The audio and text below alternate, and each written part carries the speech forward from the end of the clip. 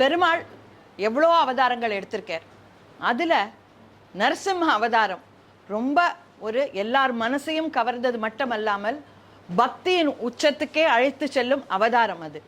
இன்று நம்மிடையே அந்த அவதாரத்தை பற்றி பேசுறதுக்கு டாக்டர் ஊவே வெங்கடேஷ் சுவாமிகள் வந்திருக்கிறார்கள். அவர்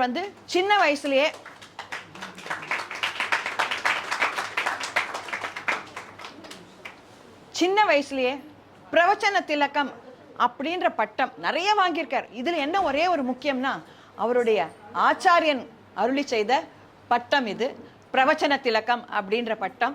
அவர் ரொம்ப சின்ன வயசுலேயே வாங்கினவர். அதை தவிர இல்லாமல் he is a doctor by profession, diabetologist. அவர் சொல்கிற ஒரு உபன்யாசத்திலும் கருத்துக்கள் மிக ஆழமாகவும் ஜனரஞ்சகமாகவும் பிரமாணங்களை மீறாமல் அதில் நிறைய பிரமாணங்களோட கூட சொல்வார்.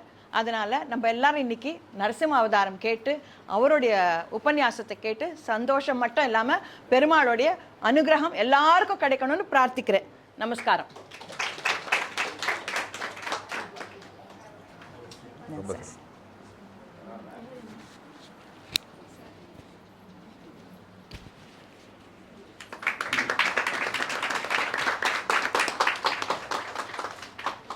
ஸ்ரீசக்கர வரதாச்சாரியம் சுத்தசத்வ குருத்தமம் ஸ்ரீநிதிம் ராகவம் வந்தே அபார கருணாகரம்.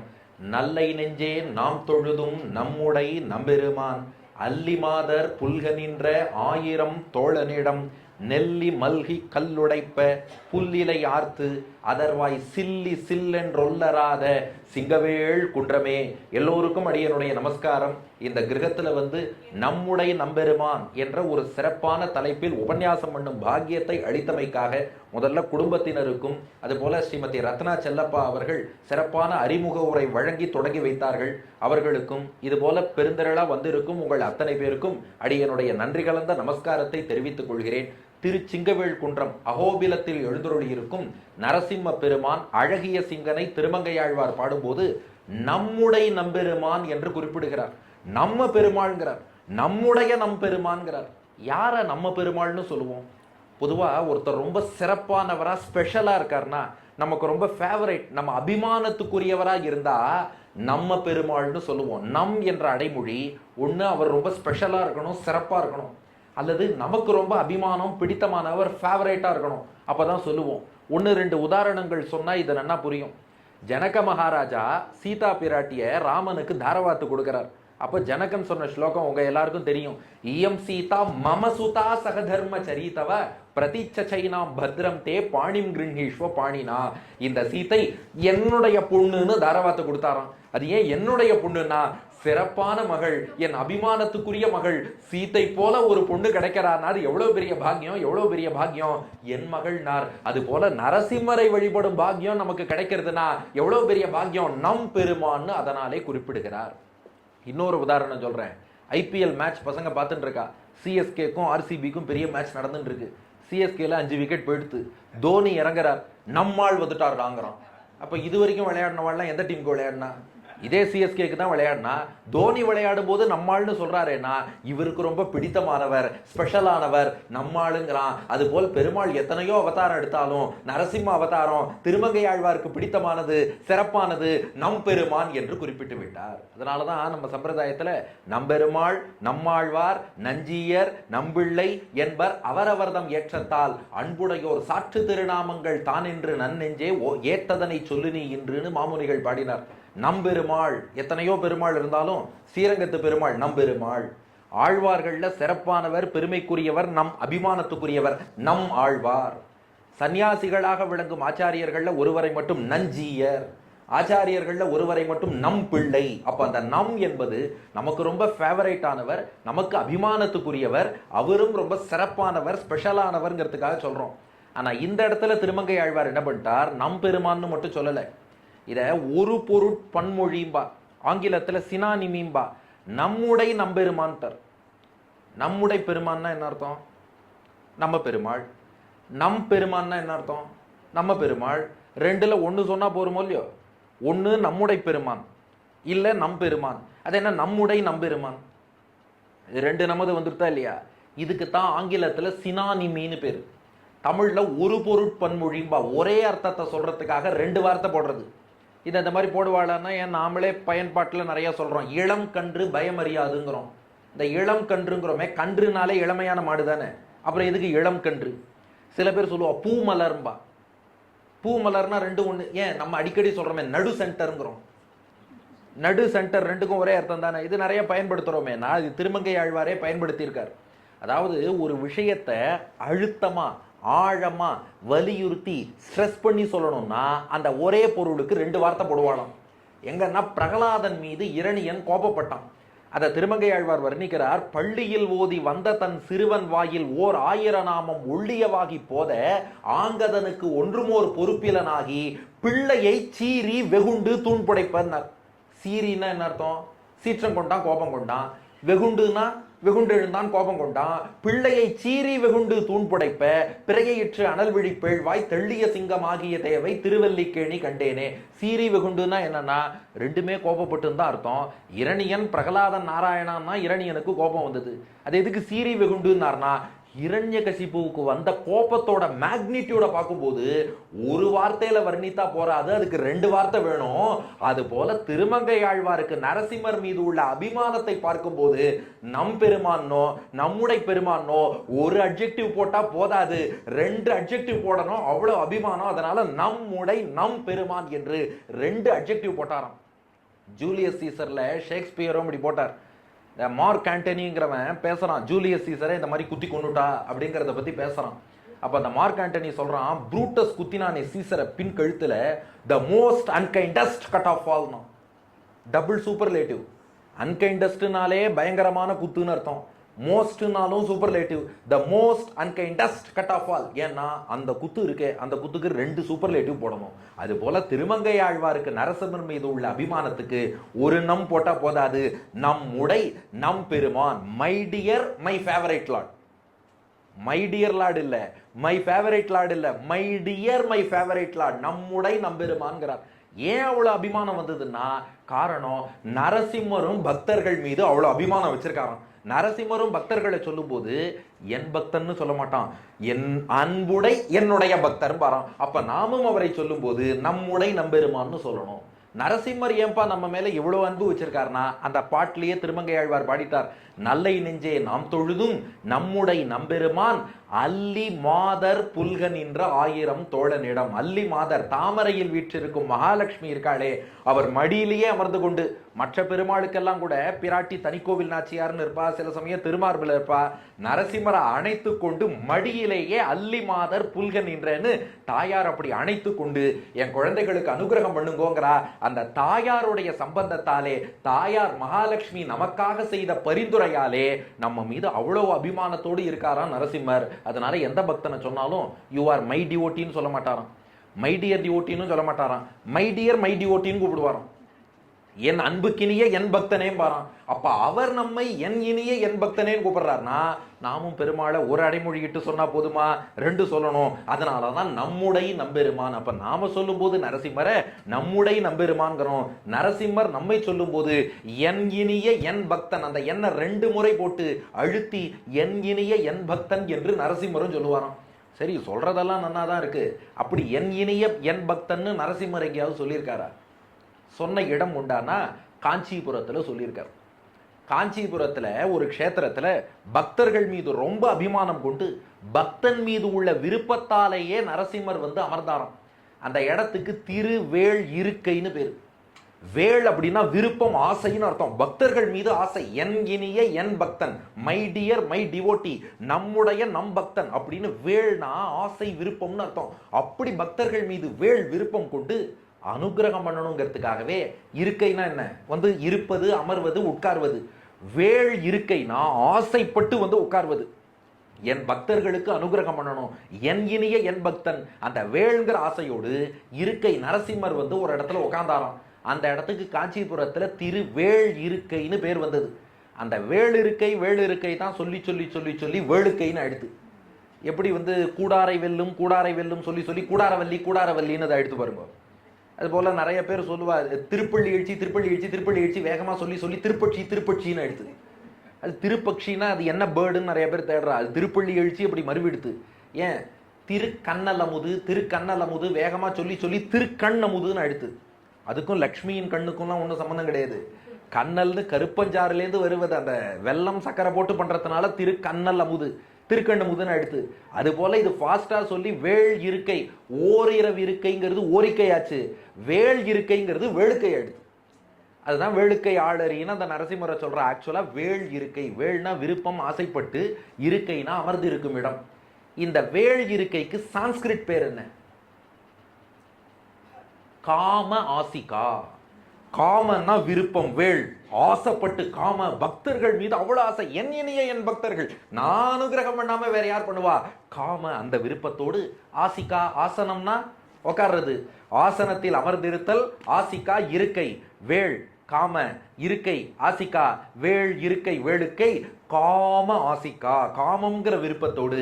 ஆசிகா பெருமாள் அமர்ந்த இடம், அதை ரெண்டையும் சேர்த்தா காமாசிகா என்று ஆகிவிட்டது. அதுதான் காமாசிகான்னு சொல்லக்கூடிய திருவேளுக்கைங்கிற க்ஷேத்திரம். இப்போ சரியா மணி 5:45, மானசீகமான யாத்திரை. நாம நேரா காஞ்சிபுரம் திருவேளுக்கை ஆளரி, அந்த நரசிம்மர் யோக நரசிம்மராக எழுந்தருளி இருக்கிறார். அந்த வேளுக்கை ஆளரி முகுந்த நாயக்கன்னு போற்றப்படும் பெருமாள், அவரை சேவிப்பதற்காக நாம் அப்படியே இப்போது புறப்படுகிறோம். புறப்பட்டு போய் அந்த பெருமாளை சேவிச்சுட்டு சரியா 7:10 7:15 நாம இங்க திரும்பி வந்து 15 நிமிஷம் Q&A செஷனும் நடக்க போகுது. ஆகையினால அப்படியே நாம் சென்று வரப்போகிறோம். எல்லாரும் மானசீக யாத்திரைக்கு தயாராயிடுங்கோ. இதுல வந்து டிராபிக் ஜாமோ அல்லது ட்ரெயின் டிலே எந்த டிலேயும் வராது, ஏன்னா மானசீக யாத்திரை தானே, அதனால நோ ப்ராப்ளம். அப்படியே இப்போது எல்லோரும் புறப்படுகிறோம். இந்த காமாசிகா, இந்த பெருமாள் திருவேளுக்கை பெருமாள் இருக்காரு, இந்த பெருமாளை நமக்கு யார் சேவை பண்ணி வைக்க போறாருன்னா சுவாமி வேதாந்த தேசிகன். அந்த பெருமாளுக்காக 8 ஸ்லோகங்கள் காமாசிகாஷ்டகம்னு பாடியிருக்கார். அந்த 8 ஸ்லோகங்களின் அடிப்படையில் அந்த பெருமாளுடைய குணங்களை அனுபவித்து நாம் மூழ்கப் போகிறோம். அப்ப சுவாமி தேசிகனருடைய 8 ஸ்லோகங்களையும் நாம சேர்த்து அனுபவிச்சு பெருமாளை நன்றாக சேவிச்சுட்டு திரும்பி வரப்போறோம். இந்த 8ங்கிறதே மேஜிக் நம்பர். காமாசிகாஷ்டகம்னு 8 ஸ்லோகம் பாடினார். இந்த 8ங்கிற நம்பருக்கு பல சிறப்பு உண்டு. இதை தேசிகனே பாடியிருக்கார். 8மா மூர்த்தி என் கண்ணன், என் திக்கு எட்டிரை என் பிறகிருத்தி, 8மா வரைகள் ஈன்ற என் குணத்தோன், 8 எண் குண மதியோர்க்கு, 8மா மலர் என் சித்தி என் பத்தி, 8 யோகாங்கம் என் செல்வம், 8மா குணம் 8 கலை, 8 ரதம் மேலதுவும் 8 அப்படின்னு பாடியிருக்கார். இதுல எத்தனை 8 இருக்கு பாருங்க. 8 வடிவம் கொண்ட சிவபெருமானையும், 8 கண் கொண்ட பிரம்மாவையும், 8 திசைகளையும், 8 திக்பாலகர்களையும், 8 தத்துவங்களையும், 8 பெரிய மலைகளையும் படைத்த 8 குணம் கொண்ட பெருமாளுடைய 8 எழுத்து மந்திரத்தையும் 8 லக்ஷ்மியையும் யார் வழிபடுகிறார்களோ அந்த 8 தன்மைகள் கொண்ட புத்தியோடு வழிபடுவோருக்கெல்லாம் 8 நற்பண்புகளும், அஷ்டமகா சித்திங்கிற 8 சித்தியும், 8 வித பக்தியும், யோகத்தின் அஷ்டாங்கம் 8 அங்கங்களும், 8 ஐஸ்வர்யம் 8 செல்வம் அஷ்டைஸ்வரியங்களும், 8 முக்தாத்மாவுக்குரிய 8 குணங்களும், அதுக்கு மேல 8 × 8ங்கிற 64 கலைகளும், 8 விதமான வாழ்க்கையில் உள்ள சுவை ரசமும், இன்னும் மேல எதெல்லாம் எட்டாதுன்னு நினைக்கிறோமோ எல்லாமே எட்டி விடும் அப்படின்னு இந்த பாட்டுல தெரிவிக்கிறார். அதனால 8ங்கிறது அப்படிப்பட்ட சிறப்பான நம்பர். அதனால நாமும் இந்த 8 ஸ்லோகங்களில் கொண்டு அந்த காமாசிகான்னு சொல்லக்கூடிய திருவேளுக்கை ஆளரி பெருமாள். ஆள்னா மனிதன், அரினா சிங்கம், ஆள் அரினா நரசிங்கம், நரன் ஆள், சிங்கம் அரி, ஆள் அரி, ஆளரிங்கிறது நரசிம்மன்கிறதுக்கு தமிழாக்கம். வேளுக்கை ஆளரி பெருமாள். இப்ப எல்லாரும் தயாரா யாத்திரைக்கு? இப்ப சுவாமி வேதாந்த தேசிகனுடைய காமாசிகாஷ்டகத்தை கொண்டு நேரா வேளுக்கை ஆளரியை சேவிப்பதற்காக நாம் புறப்படுகிறோம். முதல்ல இந்த ஸ்தோத்திரத்தை அருளிய சுவாமி தேசிகனை வணங்கிக் கொள்வோம். ஸ்ரீமான் வெங்கடநாதாரிய கவிதார்க்கிக கேசரி வேதாந்தாச்சாரிய வரியோமே சந்நிதத்தாம் சதாகிருதின்னு வணங்கி அங்க போனா இப்ப கண்ணை திறக்கிறோம். திருவேளுக்கை க்ஷேத்திரம். எதிர்த்தாப்புல பார்த்தா நரசிம்மர் யோக நிலையில் எழுந்தருளி இருக்கிறார். ஆஹா, சுவாமி தேசிகன் இந்த பெருமாளை சேவிச்சுட்டு முதல் ஸ்லோகம் பாடுகிறார். பொதுவா பெருமாளை வேதங்களை கொண்டு தான் அறிய முடியும்பா. ஆனா வேதத்துல, வேதாந்தத்துல எந்த பெருமாளை காண முடியாத அறிகிறோமோ, ஆனா அந்த பெருமாளை காஞ்சியில வேகவதி நதியின் தெற்கு கரையிலே நரசிம்மராக கண்ணால் காண்கிறோமே. வேதத்தால் கஷ்டப்பட்டு அறியக்கூடிய பெருமாளை வேகவதி நதிக்கரையில கட்டமில்லாமல் காண்கிறோமே, என்ன வியப்புன்னு வியந்தார். காமாசிகாஷ்டகம் 8 ஸ்லோகங்களிலே முதல் ஸ்லோகம். நம்ம சிஷ்யா 2 பேர் கேசவன் மாதவன் எல்லா ஸ்தோத்திரங்களும் சூப்பரா சொல்லுவா. அவளும் சேவிங்க. முதல் ஸ்லோகம் காமாசிகாஷ்டகத்தின் முதல் ஸ்லோகம் எல்லாருமே கூட சேவிக்கலாம். ஸ்ருதீனாம் உத்தரம்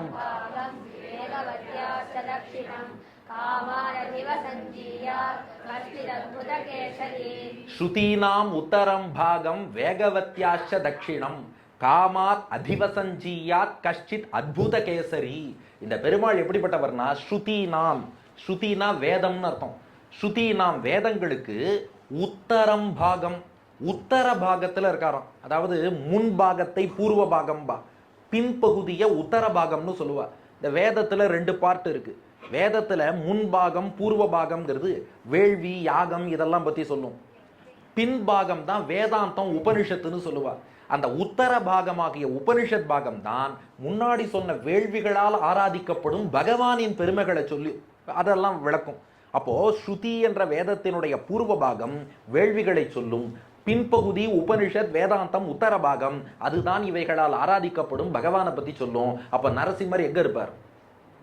உத்தர பாகத்துல தான் இருப்பார். அதான் ஸ்ருதீனாம் உத்தரம் பாகம், வேதத்தினுடைய பின்பகுதி உத்தர பகுதி உபனிஷத் பகுதி வேதாந்த பகுதி அதுல இருக்கார். ஆனா அந்த வேதத்தை படிச்சு பெருமாளை தெரிஞ்சுக்க முடியுமான்னா வேதத்தை கற்பதற்கு அதிகாரமே அவ்வளவு எளிதில் வராது. அப்படியே அதிகாரம் வந்தாலும் நாம படிப்போமா? நம்மளுடைய ஸ்ரத்தைங்கிறது கம்மியா இருக்கு. அப்படியே வேதத்தை அத்தியனம் பண்ணாலும் அதன் அர்த்தம் புரியறதானா நமக்கு புரிய மாட்டேங்கிறது. அர்த்தத்தை ஒருவேளை புரிஞ்சிருந்தாலும் அனுஷ்டானத்துல கடைபிடிக்கிறோமானா அதுல பல சிக்கல் வருது. அப்போ வேதத்தினுடைய உத்தர பாகத்துல பெருமாளை தெரிஞ்சுக்கிறது ரொம்ப கஷ்டமா இருக்கேன்னா பெருமாள் சொன்னாராம், கவலையே படாத, வேதத்தின் உத்தர பாகத்துல தானே உன்னால என்ன சேவிக்க முடியல, வேகவதியின் தட்சிண பாகத்துல சேவிச்சுக்கோன்னு சொல்லி வேகவதி நதியின் தட்சிணம்னா தெற்குன்னு அர்த்தம். தட்சிண பாகம் வேகவதி நதிக்கு தெற்கே இப்போது நாம் அத்தனை பேரும் நின்று இருக்கோம். பார்த்தா திரு வேளுக்கை திவ்ய தேசம் முகுந்த நாயகனாக, வேளுக்கை ஆளரியாக, யோக நரசிம்மராக கண்ணாலேயே பெருமாளை சேவிச்சிட்டோம். எந்த பகவானை வேதத்திலே புத்தியை கொண்டு ஆராய்ந்து ஆராய்ந்து புரிஞ்சுக்க முடியாம கஷ்டப்பட்டோமோ வேகவத்யாச்ச தட்சிணம், வேகவத்யாக வேகவதி நதியினுடைய தட்சிணம் தென்கரையிலே நாம் சேவிக்கிறோம். கண்கண்ட தெய்வமாக காட்சியளிக்கிறார். ஏன்னா முன்பு காஞ்சிபுரத்துல பிரம்மா ஒரு அஸ்வமேத யாகம் பண்ணார். அங்க அந்த யாகத்துக்கு இடையூறாக பல அசுரர்கள் வந்தார்கள். அப்போ பிரம்மா நாராயணன்ட்ட பிரார்த்தித்தார், யாகத்துக்கு இவ்வளவு அசுரர்கள்லாம் இடையூறு பண்றா, நீ காப்பாத்தி கொடுன்னு. அப்போ பெருமாள் வேளுக்கை ஆளரியாக நரசிம்மராக வந்து அந்த அசுரர்கள் அத்தனை பேரையும் துவம்சம் பண்ணிட்டு வேகவதியின் தெற்கு கரையிலேயே காத்திருந்தாராம். இதுக்கு நான் இன்னும் எவனாவது அசுரன் இடையூறு பண்றேன்ட்டு வந்தா அழிப்பதற்கு தயாராக இருக்கிறேன். பக்தர்கள் மீது அபிமானம், வேள் இருக்கையாச்சே, பக்தன் மீது அவ்வளவு அபிமானம். என் பக்தன் பிரம்மா கூட்டிருக்கார், இனி யாராவது அசுரன் மிச்சம் இருக்கானா, மிச்சம் மீது இருந்தால் அழிக்கிறேன் என்பதற்காக வேகவதியின் தெற்கு கரையில் பிரம்மாவின் யாகத்துக்கு இடையூறு செய்த அசுரர்களை எல்லாம் துவம்சம் பண்ணிட்டு இன்னும் எவனாவது அசுரன் மிச்சம் இருக்கானான்னு காத்திருந்து அமர்ந்த திருக்கோலத்தில் அவர் எழுந்தருளி இருக்கார். அதுவும் அந்த வேகவதி நதி இருக்கே, சரஸ்வதி தேவி தான் அந்த வேகவதி நதியாக ஓடினாள். அவ எப்படி பாய்ந்தாங்கிறதையே மெய்விரத மான்மியத்துல சுவாமி தேசிகன் வர்ணிக்கிறார். நதியினுடைய அலை போகும் இல்லையா, அதே மாதிரி இந்த பாட்டு போகும். அன்னவடி வாழசையும் அன்ன நடையாள் உயரும் அன்னவர சேரி வருவாள் அத்தன் அயன் அத்தனயன் உத்தி தன்னை அத்திதென உத்தி புரியாள் நன்னடை விடா நடம் இதென்ன நடவா நடுவு நண்ணு குவடேறி இழிவாள் நற்பதிகள் அற்பதிகள் கற்புரள அற்புத மருள்கதியினால் கன்னடை விடா இடமில் உன்னதி சிராவிகட மன்னுகிரி கூடம் இடிய கட்டவிட இற்று விழ முற்று விழி உற்றடைய விட்டருகுற அன்னநய சீரையன் இதென்ன விழா அமரர் மன்னுபதி ஏறி மகிழ அச்சுதன் அனைத்தனுவில் அத்திசை வரத்தகைய அற்றணுகினாள் என்னும்படி அப்படியே அலைகள் பாய பாய பாய பாய சரஸ்வதி வேகவதி என்னும் நதியாக காஞ்சிபுரத்தில் பாய அந்த வேகவதியின் தெற்கு கரையில அப்போ வேதத்தின் உத்தர பாகம், வேதத்தின் பின்பகுதி ஸ்ருதீனாம் உத்தரம் பாகம், வேதத்தினுடைய பின்பகுதி உத்தர பாகத்துல பெருமாள் இருக்கார். பார்க்க முடியுமா? காண முடியுமா? முடியாது. அதே பெருமாளை வேகவத்யாச்ச தட்சிணம், வேதத்துல எந்த பெருமாள் பின்பாகத்துல இருந்தாலும் காண முடியாதோ வேதத்தில் காண முடியாத பெருமாளை வேகவதி நதியினுடைய தெற்கு பாகத்தில் கண்ணால் காணலாம். இதுல இன்னொரு ரசம் இருக்கு. உத்தர பாகத்துக்கு என்ன அர்த்தம் சொன்னோம்? பின்பகுதி. சான்ஸ்கிரிட்ல உத்தரம்னா நார்த், வடக்குன்னு ஒரு அர்த்தம் இருக்கு. இப்போ உத்தர பிரதேசம்னா வடக்கே இருக்குன்னு அர்த்தம்.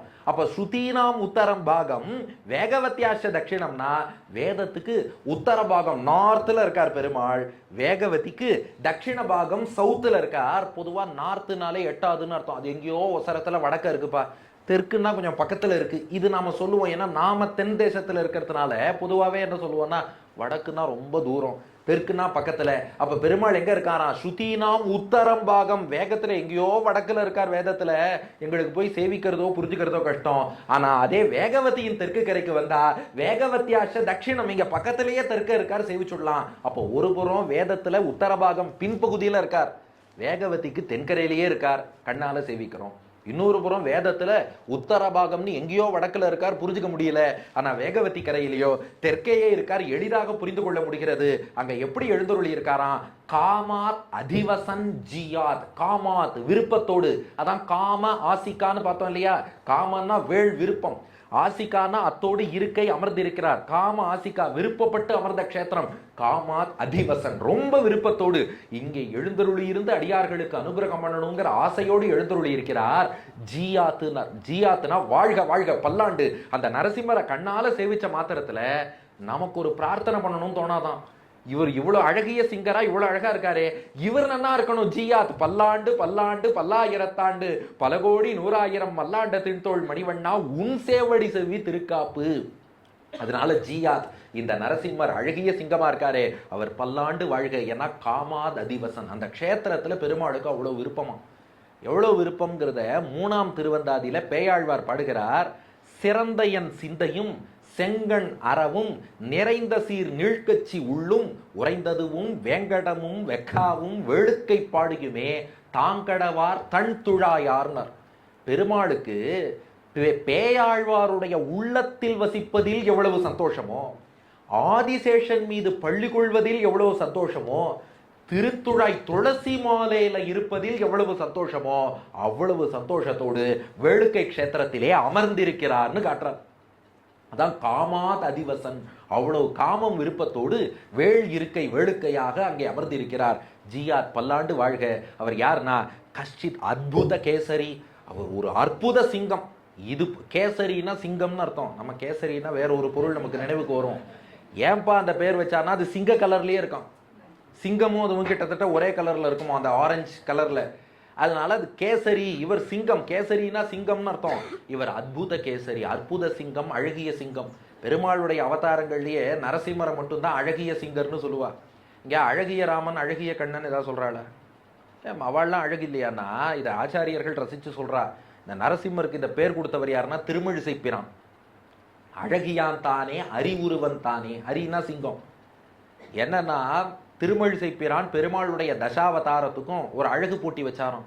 இந்த 10 பெருமாள் மீனோடு ஆமை கேழல் அரி குரலாய் முன்னுமிராமனாய் தானாய் பின்னுமிராமனாய் தாமோதரனாய் கல்கியுமானான். 10 பேரும் வாங்கோ யார் அழகன்னு பார்த்துடுறேன்ட்டார் திருமழிசை பிரான்.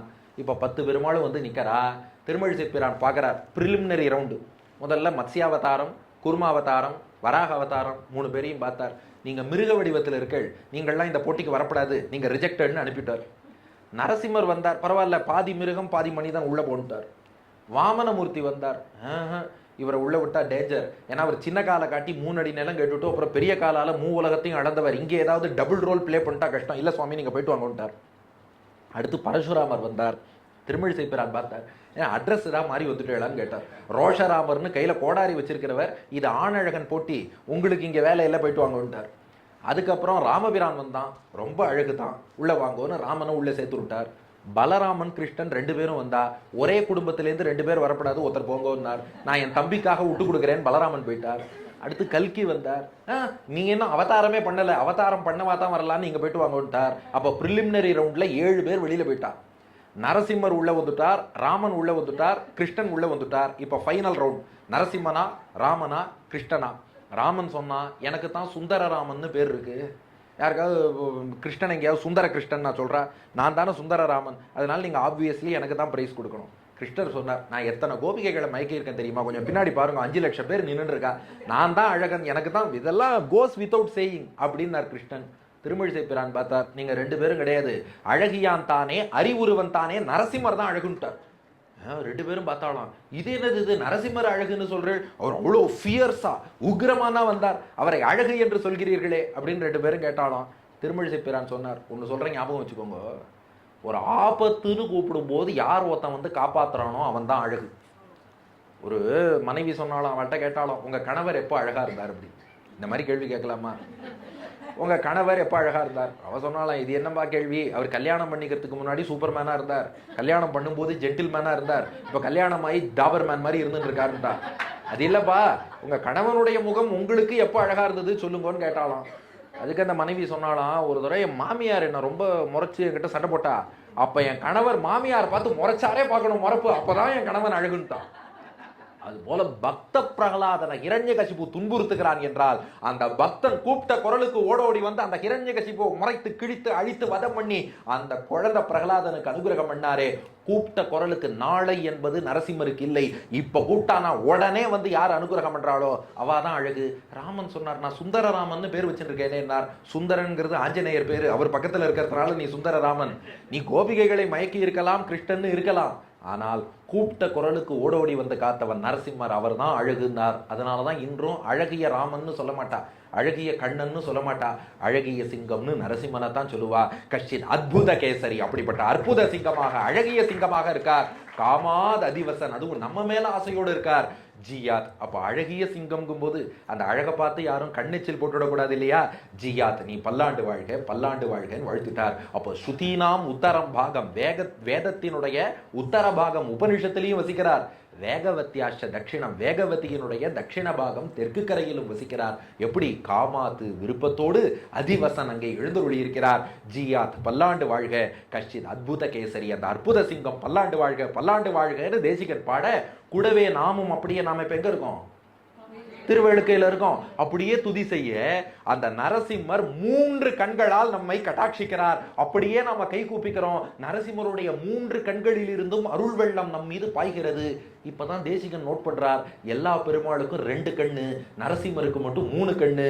3 கண்களால் கட்டாட்சிக்கிறார். 3வது கண் எதுனா நெற்றிக்கண். அதனால 2வது ஸ்லோகத்துல என்னை முக்கண்ணால் கட்டாட்சித்தாயேன்னு அந்த 3 கண்களை துதிப்பதுதான் 2வது ஸ்லோகம். சேவிங்கோ.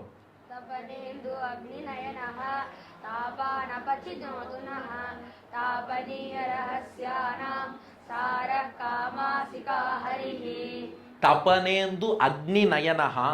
தாபான் அபசினோதுனஹ தாபனீய ரகசியானாம் சாரஹ் காமாசிகா ஹரிஹி. 3 கண்களோடு விளங்குகிறார். தபன, இந்து, அக்னி, நயனஹா. நயனம்னா கண்ணு, 3 கண்ணம். முதல் கண் என்னன்னா வலக்கண், தபனன், தபனன்னா சூரியன்.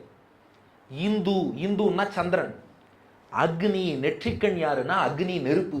அப்போ வலக்கண்ணாக தபனன் என்ற சூரியன், இடக்கண்ணாக இந்து என்ற சந்திரன், நெற்றிக்கண்ணாக அக்னி, அவர் தான் அக்னி நயனகான்னு குறிப்பிட்டுட்டார்.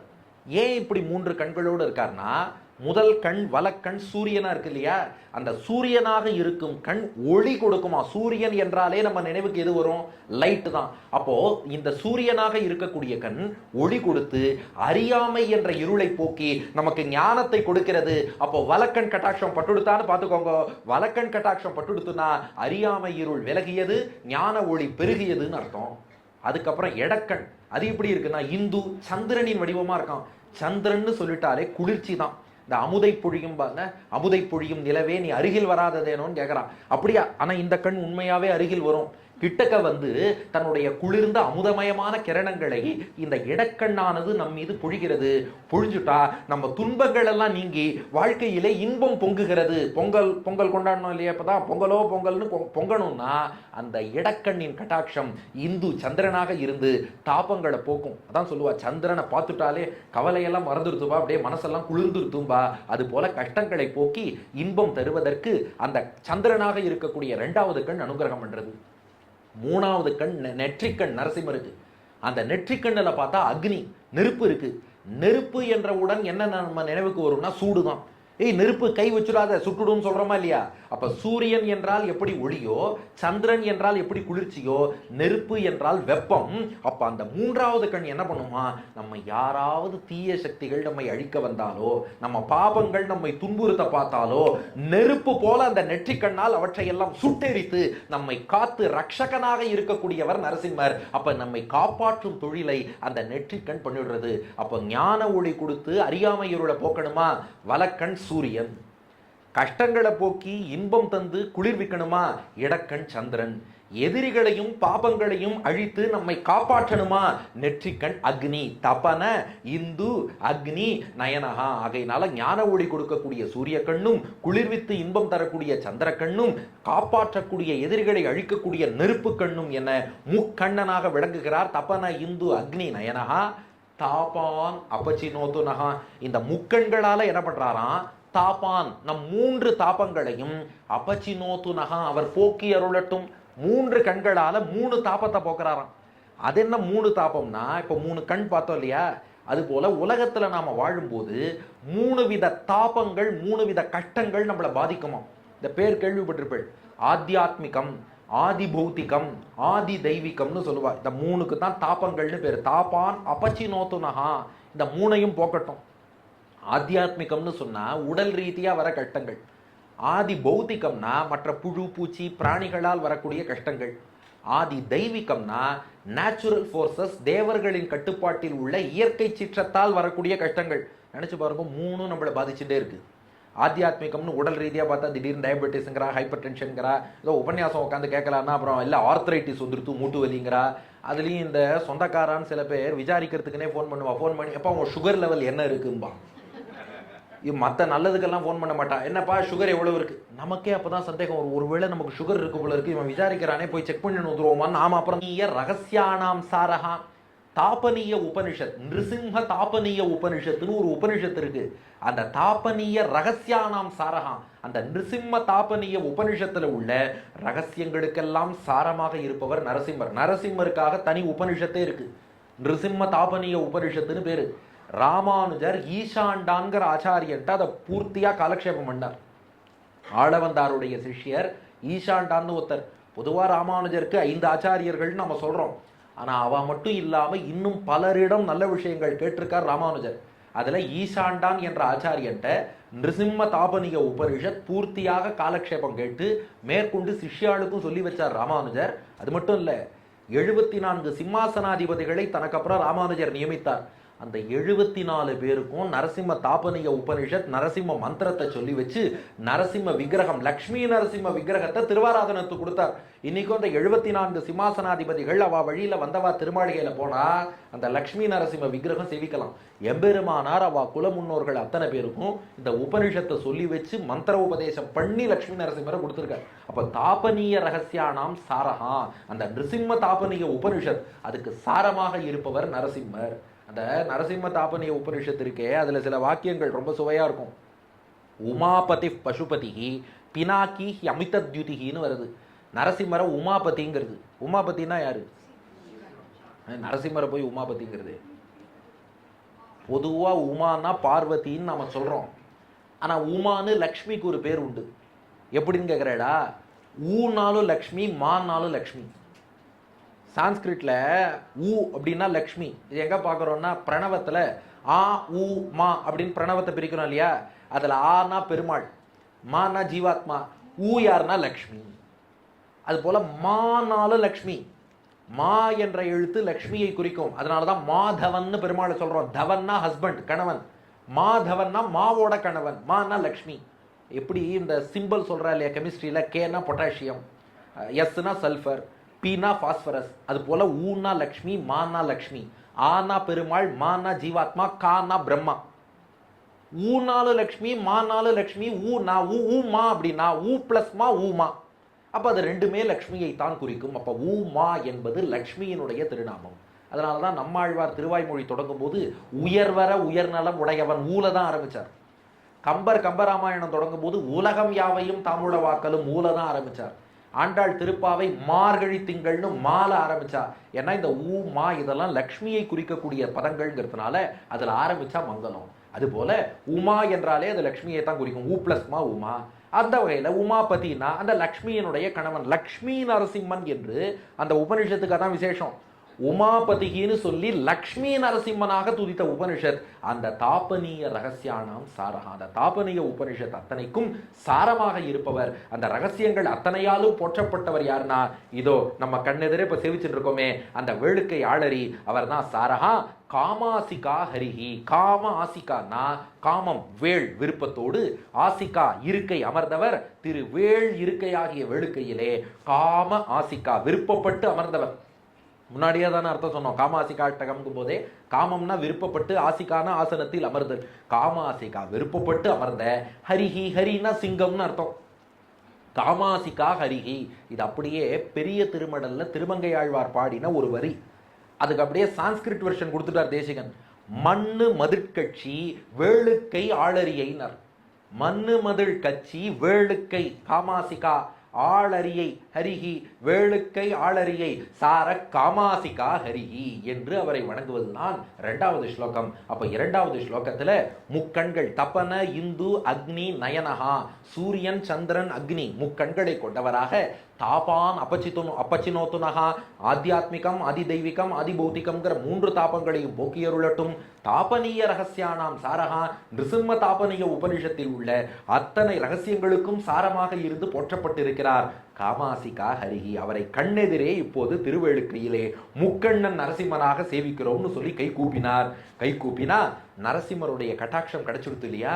இப்ப அவருடைய திருமேனியை நாம் இப்போது நன்றாக சேவிக்கிறோம். அப்படியே திருவேளுக்கை சன்னதி கருவறைக்கு எதிரே நாம் நின்று கொண்டிருக்கிறோம். தேசிகன் ஸ்தோத்திரம் பாடுறார். அவர் பாடக்கூடிய அந்த ஸ்லோகங்களின் பொருளையும் சிந்தித்து அப்படியே கண்ணெதிர நரசிம்மரை சேவிச்சா, கழுத்துக்கு மேல சிங்கம், கழுத்துக்கு கீழே மனுஷன். ஆஹா, கழுத்து வரை மனிதனாக இருக்கிறாய், கழுத்துக்கு மேல் சிங்கமாக இருக்கிறாயே, இந்த வடிவத்தை நான் என்னடா சொல்லுவேன்னு மூன்றாவது ஸ்லோகம் பாடுகிறார். கழுத்து வரை மனிதன், கழுத்துக்கு மேல் சிங்கம். மூன்றாவது ஸ்லோகம். ஆகண்டமாதி புருஷம் கண்டீரவமுபரி குண்டிதாராதிம் வேகோபகண்ட சங்காத் விமுக்த வைகுண்ட பகுமதிமுபாசே. ஆகண்டம் ஆதி புருஷம் கண்டீரவம் உபரி குண்டிதாராதிம் வேகோபகண்ட சங்காத்து விமுக்த வைகுண்ட பகுமதி உபாசே. ஆ கண்டம், ஆனா அதுவரைன்னு அர்த்தம், கண்டம்னா கழுத்து. ஆ கண்டம் டில் த நெக். ஆதி புருஷம் ஆதிபுருஷனாகிய தன்னுடைய வடிவம். பெருமாளுக்குன்னு இயற்கையா மனிதனை போன்ற வடிவம் இருக்கும். நான் ரொம்ப கேர்ஃபுல்லா சொல்றேன் பாருங்க. மனித வடிவம்னா உடனே நம்மள மாதிரின்னு இல்லை, இந்த மனிதனை போல் பெருமாள் ஒரு வடிவத்தோடு எழுந்தருளி இருக்காரு இல்லையா? அவருடைய ஆதி புருஷ வடிவம் நித்தியமான திருமேனி. ஆ கண்டம் கழுத்து வரை ஒன்றும் வித்தியாசமே இல்லை. அதே மாதிரி திருக்கரங்கள், அகலமான திருமார்பு, சிறுத்தை இடை, பட்டு பீதாம்பரம், தாமரை திருவடிகள் எல்லாம் பர்ஃபெக்டா இருக்கு. ஆ கண்டம் ஆதி புருஷம், கழுத்து வரை எல்லாம் ஓகே. ஆனா உபரி, கழுத்துக்கு மேலே உபரி பார்த்தால் கண்டீரவம். கண்டீரவம்னா சிங்கம்னு அர்த்தம். கண்டீரவம் உபரி, கண்டீரவம் உபரி, கழுத்துக்கு மேல உபரினா மேலேன்னு அர்த்தம். மேல பார்த்தா சிங்கம் போல் இருக்கிறார். இதுதான் ரொம்ப அழகம். அதாவது நாம என்ன நினைப்போம், இது என்னப்பா வித்தியாசமா இருக்கு, கழுத்துக்கு வரை மனுஷன் மாதிரி இருந்தார், கழுத்துக்கு மேல சிங்கமா மாறிட்டாரேனா, இதுதான் அழகுங்கிறார் சுவாமி தேசிகன். இதுக்கு பராசர பட்டர் ஒரு உதாரணமே சொல்லி விளக்குறார். ஒரு அப்பா என்ன பண்ணாராம், பையனுக்கு சக்கரை போடாத வெறும் பாலை கொடுத்து இதை சாப்பிட்டு பாருன்னார். பையன் சாப்பிட்டான். எப்படிடா இருக்குன்னு கேட்டார். பா இதில் ஒன்றும் சுவையே இல்லைப்பா, சர்க்கரையே போடாமல் கொடுத்துட்டேன். அப்படியா, சரி வெறும் சர்க்கரையை கொடுத்து இது எப்படி இருக்குன்னு கேட்டார். இனிப்பா தான் இருக்கு, இருந்தாலும் போராது, என்னமோ குறையிறதுன்னா. அப்புறம் அவன் அப்பா என்ன பண்ணார், சர்க்கரையில பாலை போட்டு கொடுத்து இது எப்படி இருக்குன்னார். பையன் சொன்னான், அப்பா இதுதான் நல்லா இருக்கு, எனக்கு இனிமே வெறும் பாலும் வேண்டாம் வெறும் சர்க்கரையும் வேண்டாம், சர்க்கரை போட்ட பால் கொடுன்ட்டானா. இது போலத்தான் பெருமாள் வெறும் மிருக வடிவத்தோடு அவதாரங்கள் எடுத்தார் இல்லையா? மத்ஸ்யாவதாரம், குருமாவதாரம், வராக அவதாரம், இதெல்லாம் சர்க்கரை இல்லாத வெறும் பால் மாதிரியாம். மனித வடிவத்துல மட்டும் அவதாரம் எடுத்தார் இல்லையா? வாமனன், ராமன், கண்ணன், இதெல்லாம் பால் இல்லாத வெறும் சக்கரை மாதிரியாம். ஆனா நரசிம்மன் ஒரு அவதாரம் எடுத்தாரே, கழுத்து வரையும் மனிதன், கழுத்துக்கு மேலே சிங்கம், இது சக்கரை போட்ட பால் மாதிரி. சக்கரை போட்ட பால் சாப்பிட்டவன் வெறும் பாலும் வேண்டாம் வெறும் சக்கரையும் வேண்டாம், சக்கரை போட்ட பால் தான் வேணும்பா. அது போல நரசிம்ம அவதாரத்துல ஒருத்தனுக்கு ஈடுபாடு வந்துருத்துனா, ஆஹா பெருமாள் வெறும் மிருக வடிவமா, இதெல்லாம் வெறும் பால், வெறும் மனிதனா, இதெல்லாம் வெறும் சர்க்கரை. நரசிம்மர்னு ஒருத்தர் இருக்காரு, சர்க்கரை என்று சொல்லக்கூடிய மனித வடிவமும் இருக்கு, பால்னு சொல்லக்கூடிய மிருக வடிவமும் இருக்கு. அப்ப கீழே சர்க்கரை, மேல பால், சர்க்கரை போட்ட பால். இது கீழே சிதாக்ஷீர நியாயேன சங்கமிதாங்ககம். சிதானா வெல்லம், சர்க்கரை, க்ஷீரம்னா பால், பட்டர் ஸ்லோகம். சிதாக்ஷீர நியாயேன சங்கமிதாங்ககம், அப்படி வந்து தோன்றினா இதுதான்ப்பா அழகா இருக்கு, அழகிய சிங்கம்னு கொண்டாடுறோம். அப்போ ஆகண்டம் ஆதிபுருஷம் கண்டீரவம் உபரி, மேலே பார்த்தால் சிங்கம். எதுக்கு அந்த வடிவத்துல வந்தார்னா குண்டித ஆராதிம், ஆராத்தினா எதிரின்னு அர்த்தம். குண்டித ஆராதி என்றால் எதிரியை அழித்தவர். அந்த எதிரியாகிய இரண்யகசிபு இருக்கானே, அவன் அழிக்கணும்னா இப்படிப்பட்ட வடிவத்துல வரணும். அதனாலதான் கண்டீரவம் உபரி குண்டிதாராத்தின், இந்த வடிவத்துல வந்து இரணியன் அழித்தாராம். ஏன்னா அந்த இரண்யகசிபு இருக்கானே, அவன் பிரம்மாட்ட பல வரங்கள் வாங்கியிருந்தான். பெருமாள் நினைச்சா இந்த வரங்கள் எல்லாத்தையும் பைபாஸ் பண்ணி கண்டுக்காம இரண்யகசிபுவை வதம் பண்ண முடியும். அந்த பவர் பெருமாளுக்கு உண்டு. அப்புறம் ஏன்பா பண்ணலைன்னா, அப்புறம் பிரம்மாவுக்கு மரியாதை இல்லாமல் போயிடும். அவர் நான்முகன் படைப்பு கடவுள்னு ஸ்தானத்தில் உட்காந்துருக்கார், வரமும் கொடுத்துட்டார். ஆனால் அதை மீறி பெருமாள் வதம் பண்ணிட்டார்னா நாளைக்கு எல்லாரும் பிரம்மாவை கிண்டல் பண்ணுவானோ, ஆமாம் இவர் என்னப்பா பெரிய பிரம்மா, அங்கே பேசிக்கலாம், நாராயணன் நினைச்சா இதை ஓவர் ரூல் பண்ணிடுறாரேன்னு இவருக்கு மரியாதை இல்லாமல் போயிடும். தன்னால் பதவியில் அமர்த்தப்பட்ட பிரம்மாவுக்கு மரியாதை இருக்கணுங்கிறதுக்காக பரம கருணையோடு அந்த ஒவ்வொரு சட்டத்திட்டத்துக்கும் உட்பட்டு வதம் பண்ணி காமிச்சார். என்ன பண்ணான், இந்த இரண்யகசிபு பிரம்மாவை குறித்து கடுந்தவம் புரிந்தான். மந்தரமலை உச்சியில ஒத்த காலில் நின்றுட்டு 2 கையும் மேலே உயர்த்தி கழுத்தில் அண்ணாந்து பார்த்து கழுத்து வலிக்க வலிக்க நின்று தபஸ் பண்ணான் ஒத்த காலில். பிரம்மா அவனுக்கு காட்சி கொடுத்து என்ன வரம் வேணும்னு கேட்டார். எனக்கு சாவே வரக்கூடாதுன்னா. அப்படி ஒரு வரமே இல்லைன்ட்டார் பிரம்மா. மேனுஃபேக்சரிங் டேட் உள்ள எல்லா பொருளுக்கும் எக்ஸ்பைரி டேட்டும் உண்டு. டேட் ஆஃப் பர்த் உள்ள எல்லாருக்கும் டேட் ஆஃப் டெத்துன்னு. இது என்னப்பா இது, உடல்ங்கிறது எப்படினாலும் அழிதுதானே தீரும், மரணமே வரக்கூடாதுன்னா எப்படின்னு கேட்டார். இந்த கதை கேள்விப்பட்டிருக்கா, குப்புசாமின்னு ஒருத்தர் கடவுளை குறித்து தவம் புரிந்தார். கடவுள் வந்து உனக்கு என்ன வரம் வேணும்னு கேட்டார். குப்புசாமி எனக்கு சாவே வரக்கூடாதுன்னார். ஓகேன்ட்டார் கடவுள். அடுத்த நாள் ஒருத்தர் குப்புசாமிட்ட உன் பேர் என்னன்னு கேட்டார். குப்புமி குப்புமின்னாரும். என்னடா இது, என் பேர் குப்புசாமி, நான் குப்புமிங்கிறேன், இல்ல சாவே வரமாட்டேங்கிறது, சாவே வரமாட்டேங்கிறது. கடவுள் பின்னாடிலேருந்து சொன்னாராம், நீ தானே உனக்கு சா வே வரக்கூடாது அப்படின்னு, உன் வாயில இனிமே சாங்கிற எழுத்தே வராது, சாவே வராது, உன் பேர் இனிமே குப்புமி அப்படின்னே சொல்லிக்கோ. இத மாதிரி தான் சாவே வராதுன்னு வரம் கொடுக்கலாமே ஒழிய சாவு கிடையாதுன்னு எப்படி வரம் கொடுக்க முடியும், நீ வேற ஏதாவது கேளுன்னார். இரண்யகசிபு என்ன பண்ணா, ரொம்ப பிரில்லியண்டா ஆக்ட் பண்றோம்னு நினைச்சிட்டு, ஓஹோ பிரம்மதேவரே அப்படின்னா ஒன்று பண்ணுங்க, எனக்கு மரணம் வரட்டும், உங்களால் படைக்கப்பட்ட எந்த பொருளாலும் எனக்கு மரணம் வரக்கூடாது. தத்தாஸ்து, ஓகே. இவர் யோசிக்கவே இல்லை, அவர் பாட்டு கொடுத்துட்டார் கேட்கறதெல்லாம். பிரம்மாவால் படைக்கப்பட்ட எந்த பொருளாலும் மரணம் வரக்கூடாது, ஓகே. மனிதனாலும் மரணம் வரக்கூடாது, மிருகத்தாலும் வரக்கூடாது, ஓகே. உயிருள்ள பொருளாலும் மரணம் வரக்கூடாது, உயிரற்ற பொருளாலும் மரணம் வரக்கூடாது, ஓகே. வீட்டுக்குள்ளேயும் மரணம் வரக்கூடாது, வீட்டுக்கு வெளியிலையும் மரணம் வரக்கூடாது, ஓகே. பகல்லையும் மரணம் வரக்கூடாது, ராத்திரிலையும் மரணம் வரக்கூடாது, ஓகே. பூமியிலையும் மரணம் வரக்கூடாது, வானத்திலையும் மரணம் வரக்கூடாது, ஓகே. கேட்டதெல்லாம் கொடுத்துட்டார். இப்போ பெருமாள் பார்த்தார், சரி இதை எல்லாத்துக்கும் உட்பட்டு வதம் பண்றேன், பிரம்மாவால் படைக்கப்பட்ட எந்த பொருளாலும் மரணம் வரக்கூடாது, அவ்வளவுதானே, பிரம்மாவை படைத்த நானே வந்துடுறேன்னு அவரே வந்துட்டார். அடுத்து என்ன பண்ணார், மனிதனாலும் மரணம் வரக்கூடாது, மிருகத்தாலும் மரணம் வரக்கூடாது. கண்டம் ஆதிபுருஷம், கழுத்துக்கு கீழே மனுஷன், கண்டீரவம் உபரி, கழுத்துக்கு மேல சிங்கம், இது மனுஷனும் இல்லை மிருகமும் இல்லை, போயிட்டு வா. அதுக்கப்புறம் என்ன சொன்னா, வீட்டுக்குள்ளேயும் மரணம் வரக்கூடாது, வீட்டுக்கு வெளியிலையும் மரணம் வரக்கூடாது, நிலப்படியில வச்சு வதம் பண்ணார். எங்க ஆச்சாரியன் கருணாகராச்சார சுவாமி சாதிப்பார், பிளாட் சிஸ்டத்துல இருந்தா இரண்யகசிபு தப்பிச்சிருப்பான். பிளாட்ல நிலையே வைக்கிறது இல்லை, ஆனா அப்ப நில உண்டு அரண்மனையில, நிலப்படியில வச்சு வதம் பண்ணிட்டார். பூமியிலையும் மரணம் வரக்கூடாது, வானத்திலையும் மரணம் வரக்கூடாது, தன் மடியில வச்சு வதம் பண்ணார். பகல்லையும் மரணம் வரக்கூடாது, இரவிலும் வரக்கூடாது, அந்தியம் போதியில் இப்ப பாருங்க, கரெக்டா சாயந்தரம் 6:19 இதே சந்தியா காலம், அந்தியம் போதியில் அரியுருவாகி அரிய அழித்தவனைன்னு சந்தியாகால நேரத்திலே வந்து வதம் பண்ணிட்டார். இந்த உயிருள்ள பொருளாலையும் மரணம் வரக்கூடாது, உயிரற்ற பொருளாலையும் வரக்கூடாதுன்னா அதுக்கு எங்க போறது, அப்படி ஒரு பொருளுக்கு நகம், நகத்தை வெட்டினா முளைக்கிறது, உயிர் இருக்குன்னு வச்சுக்கலாம். அதே சமயம் வெட்டினா வலி தெரியல, உயிர் இல்லைன்னு வச்சுக்கலாம். அப்போ உயிர் இருக்கா இல்லையா ரெண்டுலையுமே வராது, நகத்தாலேயே கீறி வதம் பண்ணிட்டார். அப்போ பிரம்மாவையே படைத்தவர் வந்தார், மனிதனாவும் வரல மிருகமாவும் வரல, சந்தியா காலத்துல வந்துட்டார். அதுக்கப்புறம் நிலப்படியில வச்சு வதம் பண்ணிட்டார், மடியில வச்சு வதம் பண்ணிட்டார், நகத்தாலேயே வதம் பண்ணிட்டார். அப்ப எல்லா வரமும் டேலி ஆயிடுதா. அதுக்காகத்தான் உபரி குண்டித ஆராத்தியும், அந்த எதிரியை அழிக்க வேண்டும் என்றால் இப்படித்தான் வரணும், அதற்காக குண்டித ஆராத்தியும், அப்படி அந்த எதிரியை அழித்து கொடுத்தார். அது மட்டுமா, அந்த பெருமாள் இரண்யனை அழிச்சுட்டேன், இனிமே நான் அப்படியே புறப்பட்டு வைகுண்டம் போறேன் போலையாம். வேகோபகண்ட சங்காத்துன்னார். வேகா என்பது அந்த வேகவதி நதி, உபகண்ட சங்காத்துனா அந்த வேகவதி கரையில சங்கம், பெருமாளுக்கு ஒரு பற்று பிடித்தமா, வேள் இருக்கையாச்சே, காம ஆசிக்கா விருப்பப்பட்டு உட்கார்ந்த இடம் ஆச்சே, அதனால வேகோபகண்ட சங்காத், அந்த வேகவதி நதிக்கரையை பார்த்தாராம், இந்த இடம் ரம்யமா இருக்கே, அழகா இருக்கே, நான் இங்கேயே உட்கார்றேன்னு விமுக்த வைகுண்ட பகுமதின், வைகுண்டத்துல உள்ள பகுமதினா பகுமானம்.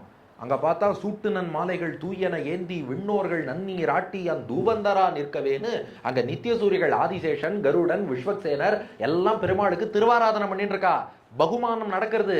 ஆனா வைகுண்ட பகுமதியை விமுக்தனா விட்டுட்டுன்னு அர்த்தம். வைகுண்டத்துல உள்ள மரியாதையெல்லாம் எனக்கு வேண்டாம்ப்பா, எனக்கு எந்த இடம் பிடிச்சிருக்குன்னா வேகோபகண்ட சங்காத். அப்போ வைகுண்டத்தை விட வேகவதி நதிக்கரை தான் பிடிச்சிருக்குன்னு சொல்லி அந்த ஹிரண்யகசிபுவை வதம் பண்ணாரோ இல்லையோ, அத்தோடு வைகுண்டம் போகாமல் நேரா வேகவதி கரைக்கு வந்து வேளுக்கை ஆளரியாக எழுந்தருளி இருக்கிறார். உபாசே என்றால் உபாசிக்கிறேன், வணங்குகிறேன். அப்படிப்பட்ட கருணை கடலான நரசிம்மரை வணங்குகிறேன். ஏன்னா நம்ம மீது எவ்வளவு கருணை இருந்தா அவருக்கு அப்பேற்பட்ட இடம் வைகுண்டம்னு இருக்கு. எனக்கு அங்க இருக்க பிடிக்கல, நான் வேகவதி கரையில இருக்கிறதுக்காக வரேன்னு சொல்றாருன்னா அப்ப நித்திய சூரிகளிடம் காட்டும் அன்பை விட நம்ம கிட்ட அதிகமாக அன்பு வச்சிருக்கார். அதனாலதான் நம்முடைய நம்பெருமான். எவ்வளவு அழகா தலைப்பு கொடுத்திருக்கா பாருங்க, நம்முடைய நம்பெருமான். ஏன்னா அங்க இருக்கிறவாளை விட நம்ம மேலதான் அவருக்கு பற்று அதிகம். விமுக்த வைகுண்ட பகுமதின் வேகோபகண்ட சங்காத். வேகவதி கரையில இருக்க பிடிச்சிருக்கு, வைகுண்டத்தை விட்டுட்டு வந்துட்டார். வைகுண்டத்துல உள்ள பகுமானத்தை விட்டுட்டு வந்துட்டார். அது எதுக்கு பகுமதி பகுமானம்னு சொல்லணும்? விஷயம் இருக்கு. இங்க வந்து நாம பெருமாளுக்கு ஒரு பகுமானமும் பண்றது இல்லை. அபச்சாரம் அவமானம் இதான் இங்க இருக்கு. ஆனாலும் பரவாயில்லன்னு நம்முடைய நம்பெருமான் இங்க வந்து உட்கார்ந்துருக்கான். ஏன்னா பெருமாளுடைய குணங்கள் இங்கதான் எடுபடும். இப்போ வைகுண்டத்துல பெருமாள் எழுந்தருளி இருக்கார், குறைவில்லை, அங்கேயும் குணங்கள் இருக்கு. ஆனா அந்த குணங்கள் பிரகாசிக்காதான் வைகுண்டத்துல. இது ரசிச்ச ஆச்சாரியர்கள் சொல்றா. இப்ப பெருமாள்கிட்ட கருணை உண்டா? உண்டு. வைகுண்டத்துல யார்கிட்ட காட்டுவார்? சுத்தி எல்லாம் ஆதிசேஷன் கருடன் விஸ்வக்சேனர் எல்லாரும் உட்காந்துருக்கா. வாப்பா நான் உனக்கு கருணை காட்டுறேன்னா அவளே கிரேட்டு. இப்போ நமக்கு ஏதாவது அனுகிரகம் பண்ணா ஆஹா கருணை கடலேன்னு சொல்லலாம். இப்போ பொறுமைங்கிற குணம் பெருமாளுக்கு உண்டா? பொறுமை உண்டு. உண்டு. அப்போ யாராவது தப்பு பண்ணா பொறுமைங்கிற குணம் எடுபடும். வைகுண்டத்துல யாரும் தப்பே பண்ண மாட்டாளே. அப்போ பொறுமைக்கு அங்க வேலை இல்லை. அது எப்படின்னா பேஷண்ட் இல்லாத ஊர்ல டாக்டர் இருக்கிற மாதிரி. அது டாக்டர் மருத்துவனாய் நின்ற மாமணிவண்ணன் பெருமாள் உட்காந்துட்டார். ஆனா அவருக்கு அங்க நல்ல பேஷண்ட் கிடைக்கல. அதுக்கப்புறம் என்ன பண்ணார்? பார்க்கடலுக்கு வந்தார். பார்க்கடலுக்கு வந்தா யாருக்காவது வைத்தியம் பண்ணலாமான்னா இந்த தேவர்கள் தான் திரும்ப திரும்ப வந்துட்டு இருக்கு. அதெல்லாம் எப்படின்னா இந்த செல்ஃப் மெடிகேஷன் பண்ற பேஷண்ட் மாதிரி. இவாளா ஒரு வைத்தியம் பண்ணி அது காம்ப்ளிகேட் ஆகி பிரச்சனையானதுக்கு அப்புறம் டாக்டர்கிட்ட வருவா. அந்த மாதிரி இந்த தேவர்கள் அவளா ஒரு பிரச்சனையை வரவழிச்சுட்டு அது காம்ப்ளிகேட் ஆனதுக்கு அப்புறம் பெருமாள்கிட்ட வந்து பார்க்கடல்ல தூங்கிட்டு இருக்கவரை எழுப்பி விட்டு எனக்கு ஏதாவது உதவி பண்ணுன்னு சொல்லி இவரை வந்து கேட்டுட்டு இருக்கா. அந்த பேஷண்ட்டையும் டாக்டருக்கு பிடிக்காது. மருத்துவனா பேஷண்ட் டாக்டர் சொல்றதை கேட்கணும். என் கிளினிக் உண்மையாகவே ஒரு பேஷண்ட் வந்தார். சொல்லுங்க சார் என்ன பிரச்சனை? என்ன சார் 2 days முன்னாடி ஃபீவர் வந்தது சார்னார். சரி நான் செக் இருங்க சார் ஃபுல்லாக கேளுங்கன்னார். சொல்லுங்க சார்ண்ணே. இல்லை நான் ஒரு டோலோ 650 போட்டேன்னார். அப்புறம் என்ன சார்னு கேட்டேன். இல்லை டோலோ 650 போட்டேன், ஃபீவர் குறைஞ்சிடுது. அப்புறம் என்ன சார்? இல்லை ஆனாலும் கொஞ்சம் வயத்து டிஸ்கம்ஃபர்ட்டாக இருந்தது. ஓகே சார் அதுக்கு இருங்க சார் ஃபுல்லாக கேளுங்க. அதுக்கு நான் ஒரு பேண்டோப்ரசோல் போட்டுட்டேன். சரி சார் அடுத்து நான் என்ன பண்ணணும்னு? இல்லை சார் அந்த பேண்டோப்ரசோல் போட்ட அப்புறமா அப்பப்போ கொஞ்சம் ஃபீவர் வந்தது. அது என்ன சார் ஆன்டிபயோட்டிக்? ஃபுல்லாக கேளுங்க சார். நான் அசித்ரோமைசின் 500 ஆன்டிபயோட்டிக்கும் ஆரம்பிச்சுட்டேன். சரி சார் இப்போ நான் வேற என்ன சார் பண்ணணும்? இல்லை சார் இந்த அசித்ரோமைசின் ஆன்டிபயோட்டிக் எடுத்ததுனால ஆன்டிபயோட்டிக் இன்டியூஸ் டயரியா வருமா வராதான்னு உங்கள்கிட்ட கன்சல்ட் பண்ணலாங்கிறதுக்காக நான் வந்தேன்.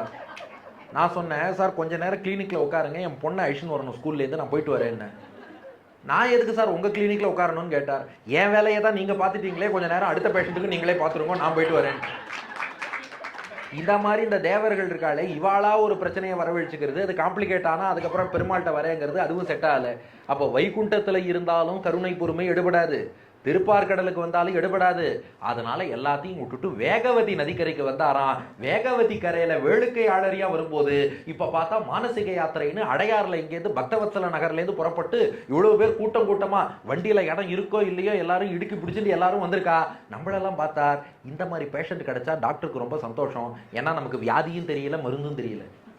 நம்மெல்லாம் பிறவிப்பிணி சம்சாரம்ங்கிற வியாதியில இருக்கோம். ஆனா அந்த ஃபீலிங் இல்லை. நாங்கெல்லாம் ஐ எம் வெரி ஹெல்த்தி அப்படின்னு சொல்லிட்டு போயிட்டே இருக்கோம். இதுக்கு பகவான் தான் மருந்து, அவன்கிட்ட தான் சரணாகதி பண்ணணும். அதையும் நாம ரியலைஸ் பண்ணலை. ஆனால் டாக்டருக்கு அதுதான் சௌக்கியம். பேஷண்ட்டுக்கு இதை பற்றி எதுவுமே தெரியாது. நான் டாக்டர் சொல்கிறத ஒழுங்காக கேட்டுவிடுவார். அதனால பகவான் பார்த்தார் உங்களுக்கு வைத்தியம் பண்ண தான் காத்துட்டு இருக்கேன். பிறவி பிணியா, இதுக்கு அல்லோபதி ஹோமியோபதி நேச்சுரோபதி எதாலையும் க்யூர் பண்ண முடியாது, இந்த வெங்கடாச்சலபதியால தான் க்யூர் பண்ண முடியும், வாங்கோன்னு கூப்பிட்டு நமக்கு வைத்தியம் பார்க்குறான். அதனால தான் விமுக்த வைகுண்ட பகுமதியும், வைகுண்டத்தில் உள்ள அந்த பகுமானத்தை விட்டுட்டு வேகோபகண்ட சங்காத், அந்த வேகவதி கரையிலே அவ்வளவு விருப்பம் கொண்டு எழுந்தருளி இருக்காரே. உபாசே, அந்த நரசிம்மரை வணங்குகிறோம் என்று இந்த மூன்றாவது ஸ்லோகத்திலே சாதிக்கிறார் சுவாமி தேசிகன். அப்போ ஆகண்டம் ஆதிபுருஷம், கழுத்து வரை மனித வடிவம், கண்டீரவம் உபரி, அதற்கு மேலே பார்த்தால் சிங்க வடிவம், குண்டிதாராத்தின் இரணியன் என்ற எதிரியை அழிப்பதற்காக இப்படிப்பட்ட வடிவத்தில் வந்தார். வேகோபகண்ட சங்காத் விமுக்த வைகுண்ட பகுமதி முபாசே, வேகவதி கரையில் உள்ள விருப்பத்தாலே வைகுண்டத்தில் உள்ள அத்தனை பகுமானத்தையும் விட்டுட்டு நமக்காக எழுந்தருளி இருக்காரே அந்த பெருமாளை வணங்குவோங்கிறது மூன்றாவது ஸ்லோகம். இப்போ அவர் திருமேனியை செவிச்சாச்சு.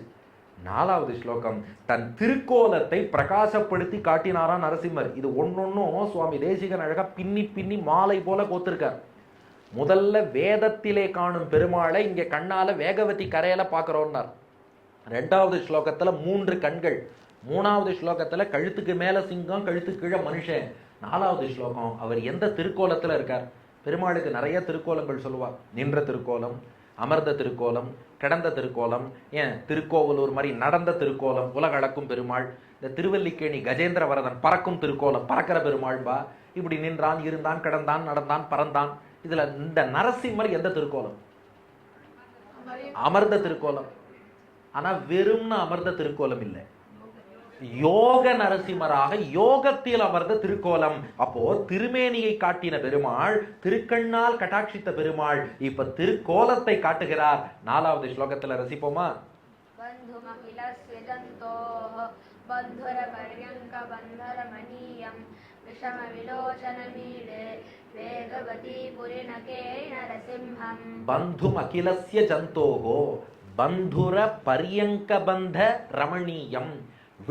விலோச்சனம் ஈடே வேகவதி புலினகேலி நரசிம்மம். பந்தும் அவர்தான் உண்மையான உறவாம். பந்துனா சொந்தக்காரர்னு அர்த்தம். யாருக்கு உறவுன்னா அகிலஸ்ய ஜந்தோகோ, உலகத்தில் உள்ள எல்லா ஜந்துக்களுக்கும் வரும். மனிதன் மட்டும் இல்ல, ஒரு சின்ன புல் பூண்டு ஈ எறும்புலேருந்து ஆரம்பிச்சு பிரம்மா இந்திரன் வரை உள்ள அத்தனை உயிர்களுக்கும் ஜந்துக்களுக்கும் அகிலஸ்ய ஜந்தோகோ, எல்லா உயிர்களுக்கும் பந்தும் அவர்தான் உண்மையான பந்து, உண்மையான உறவுக்காரன். ஏன்னா உலகத்துல நாம நிறைய உறவுகள் பார்க்கிறோம். தன் விந்தை தந்தவன் தந்தை, தாங்குபவள் தாய், ஆக்குபவள் அக்காள், ஆள்பவன் அண்ணன், தம் பின் பிறந்தவன் தம்பி, தன் கை போல் உதவுபவள் தங்கை, பேரை உடையவன் பேரன், தாத்தா பேரனுக்கு வச்சிருவாளும், பேரை உடையவன் பேரன். இப்படி எத்தனையோ உறவுங்கிறோம். ஆனா இந்த எல்லா உறவாகவும் ஒருத்தர் நமக்கு இருக்க முடியும்னா பகவானால இருக்க முடியும். ஒரே நேரத்துல ஒரு தாய் போல் இருந்து அன்பும் காட்டுவார், தந்தை போல் இருந்து அறிவும் ஊட்டுவார், ஒரு அண்ணன் போல் இருந்து வழியும் காட்டுவார், அக்காள் போல் இருந்து அக்கறையும் காட்டுவார், ஒரு தம்பி போல் இருந்து நமக்கு வேலை ஏவல் கூவல் எல்லாம் செய்வார், ஒரு தங்கை போல் இருந்து நம்ம எல்லாத்தையும் ஷேர் பண்ணிக்கணும்னா அவற்றை ஷேர் பண்ணிக்கலாம், ஒரு நண்பனாக நமக்கு பக்கபலமாக இருப்பார், ஒரு குழந்தையாக இருந்து ஆனந்தமும் தருவார். சொல்றோம் இல்லையா, பகவான் நமக்கு எத்தனை உறவுன்னா பிதாச்ச ரக்ஷக சேஷி பர்த்தா ஜ்ஞேயோ ரமாபதிஹி சுவாமி ஆதாரஹா மம ஆத்மாச்ச போக்தா. ஒழிக்க ஒழியாத 9 சம்பந்தம்னு சொல்லுவார் நமக்கும் பகவானுக்கும். அப்ப இப்படி எல்லா உறவாவும் இருக்கணும்னா அவனால தான் முடியும். அதுவும் பந்தும் அகிலஸ்ய ஜந்தோகோ, எல்லா உயிர்களுக்கும் அந்த உறவாக இருக்கான். அதனாலதான் பாருங்க, இன்னைக்கும் அகோபிலத்துல நவ நரசிம்மர்னு அவர் 9 ஆஸ்பெக்ட்ஸை நமக்கு காட்டி கொடுக்கிறார். அகோபிலத்துல நவ நரசிம்மரை போய் சேவிச்சோம்னா ஒரு பக்கம் அகோபில நரசிம்மர், அவர் இரண்யகசிபுவை பிளந்தபடி சக்கராசனத்துல, உனக்கு ஒரு கஷ்டமா நான் போக்கி கொடுக்கிறேன். அப்ப இரணியனை பிளந்தபடி சக்கராசனத்தின் மீது அவர் அகோபில நரசிம்மராக காட்சி தருகிறார். இன்னொரு பக்கம் ஏதா ஆபத்துல மூழ்கிட்டியா, மீட்டு தரட்டுமா, வாராக நரசிம்மர்னு வராக நரசிம்மராக பூமியை மீட்கும் திருக்கோலத்துல பிரளய கடல்லேருந்து பூமியை மீட்ட, பிறவி கடல்லேருந்து உன்னை மீட்க நான் காத்திருக்கிறேன் உணர்த்துகிறார். அடுத்து பார்த்தா வெறும் பெருமாளா சேவிக்கிறத விட தாயாரோடு சேவிச்சாதான் ஆனந்தம். மாலோல நரசிம்மராக மா என்ற லக்ஷ்மியோடு சேர்ந்து நமக்கு காட்சி தந்து, நாங்கள் தான் உன்னுடைய பெற்றோர்கள், மாதா தேவி துமசி பகவான் வாசுதேவ பிதாமே என்னும்படி மாலோலனாக காட்சியளிக்கிறார். அடுத்து 4வது யோக பயிற்சி, பக்தி யோகத்துல, அஷ்டாங்க பக்தி யோகத்துல காதலோடு பகவானை தியானிக்கணுமா, நோ ப்ராப்ளம். யோகானந்த நரசிம்மர், பிரகலாதனுக்கு யோக பயிற்சி தந்த யோகானந்த நரசிம்மர் 4வது வடிவம். அதுக்கப்புறம் பரத்வாஜ ரிஷிக்கு பிரம்மகத்தி தோஷம் ஏற்பட்டது. அந்த பரத்வாஜ ரிஷியின் பிரம்மகத்தி தோஷத்தை போக்கிய பாவன நரசிம்மர், பாவனன்னா தூய்மையாக்குபவர், பாவன நரசிம்மரா இருந்து பாபத்தை போக்கணுமா, நான் போக்கி தரேங்கிறார். அதுக்கப்புறம் பார்த்தா காரஞ்ச மரத்தடியில, ஏன்னா பொதுவா மரம் தான் நிழல் தரும்பா, இவர் காரஞ்ச மரத்தடியில காராஞ்ச நரசிம்மர்னு எழுந்தருளி இருக்கார். உனக்கு நிழல் வேண்டுமா, என் திருவடி நிழலை நான் உனக்கு தருகிறேன் என்பதை உணர்த்துகிறார். அதுக்கப்புறம் சாத்திரவட்டம்ங்கிற க்ஷேத்திரம், அங்க சாத்திரவட்ட நரசிம்மர் என்று நரசிம்மர் எழுந்தருளி இருக்கார். எதுக்குன்னா, நீ என்னை தேடி வர வேண்டாம், நான் உன்னை தேடி வருகிறேன். உன்னை தேடி வந்து அந்த இருப்பிடத்தை ஒரு க்ஷேத்திரமாக்குறார். அதுக்கு சாத்திரவட்ட க்ஷேத்திரம்னு பேர் அகோபிலத்துல. அப்ப நான் உன்னை தேடி வருகிறேன், சாத்திரவட்ட நரசிம்மர். அது போல பார்கவ க்ஷேத்திரம்னு ஒரு இடம், அங்கே பார்கவ நரசிம்மர்.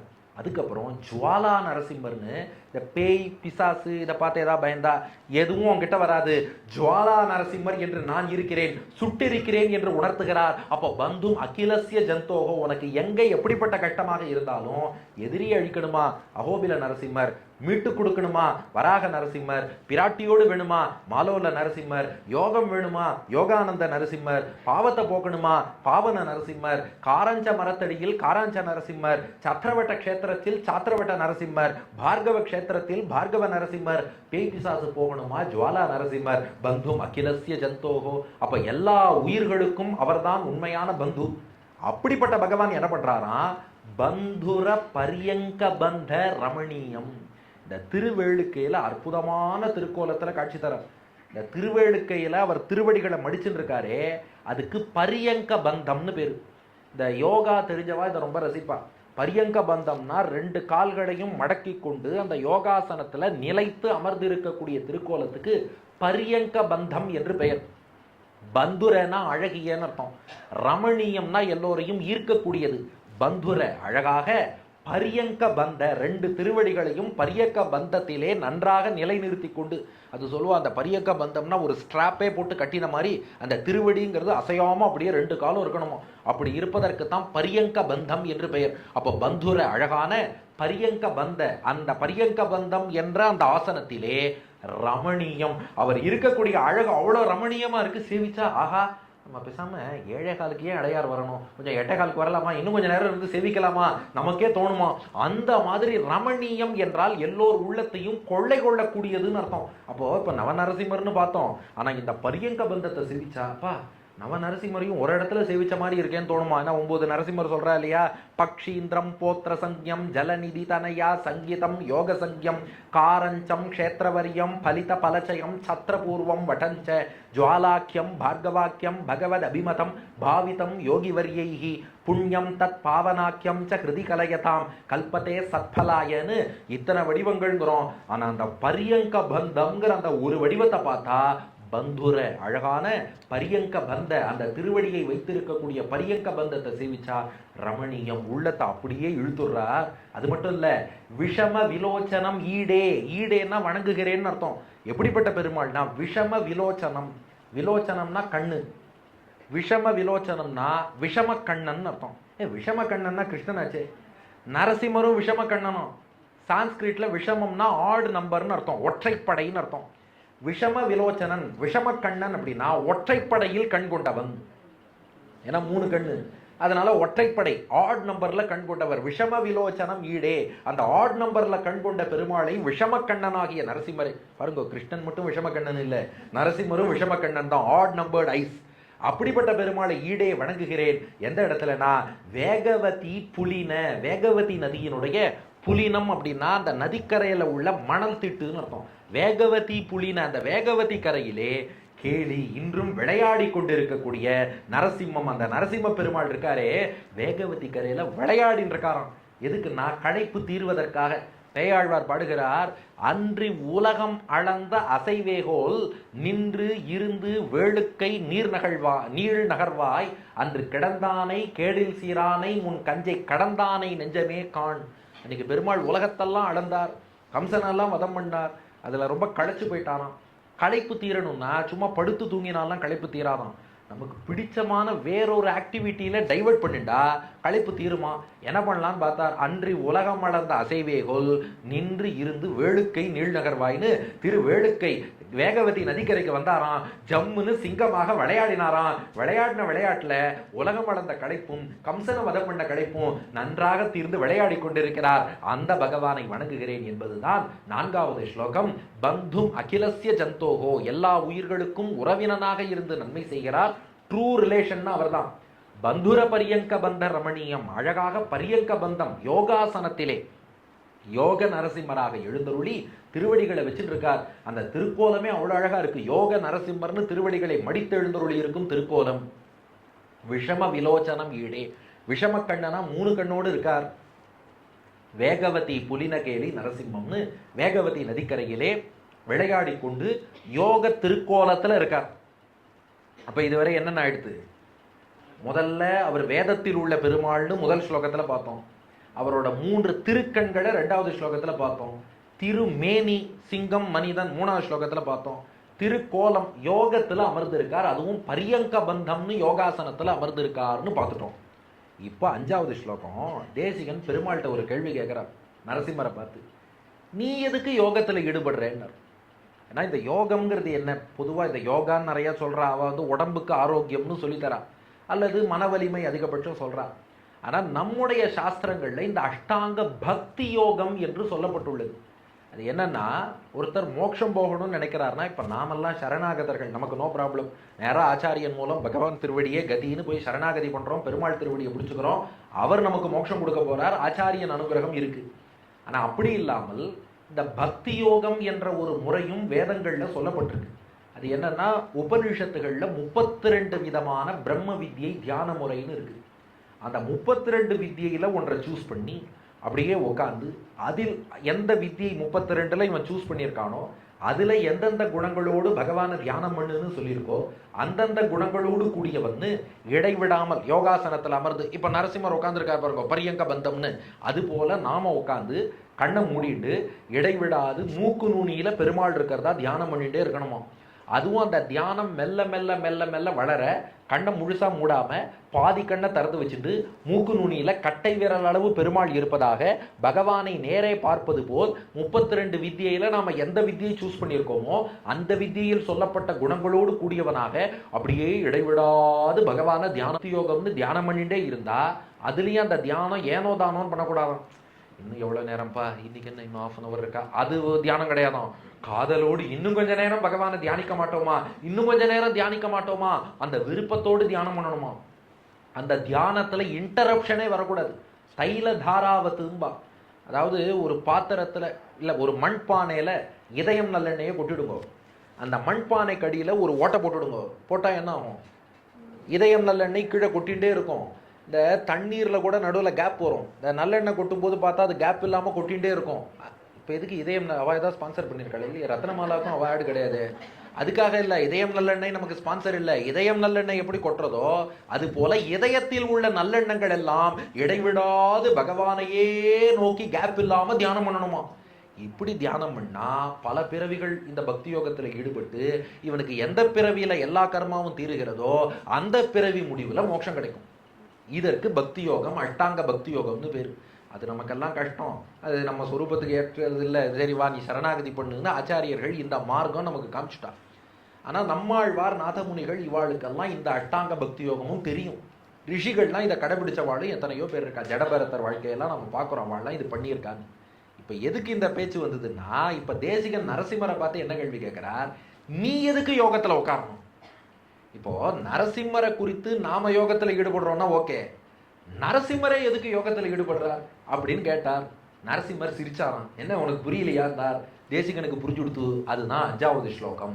நாம யோகத்தில் ஈடுபடலாம், நரசிம்மரே ஏன் யோகத்தில் ஈடுபடுகிறார்? 5வது ஸ்லோகம் சேவிங்கோ. ஸ்வஸ்தானேஷு மருத்கணான் நியமயன் ஸ்வாதீன சர்வேந்திரியः पर्यङ्कस्थिरधारणा प्रकटित प्रत्यङ्मुखावस्थितिः प्रायेण प्रणिपेदुषा प्रभुरसौ योगं निजं शिक्षयन् कामानाथनुतादशेष जगतः कामासिका केसरी स्वस्थानेषु मरुद्गणान् नियमयन् स्वाधीन सर्वेन्द्रियः पर्यङ्कस्थिरधारणा प्रकटित प्रत्यङ्मुखावस्थितिः प्रायेण प्रणिपेदुषां प्रभुरसौ योगं निजं शिक्षयन् காமான் ஆதனுதாத் அசேஷ ஜகதாம் காமாசிகா கேசரி. இது பெரிய ஷார்தூல விக்ரீடித்த ஸ்லோகம்.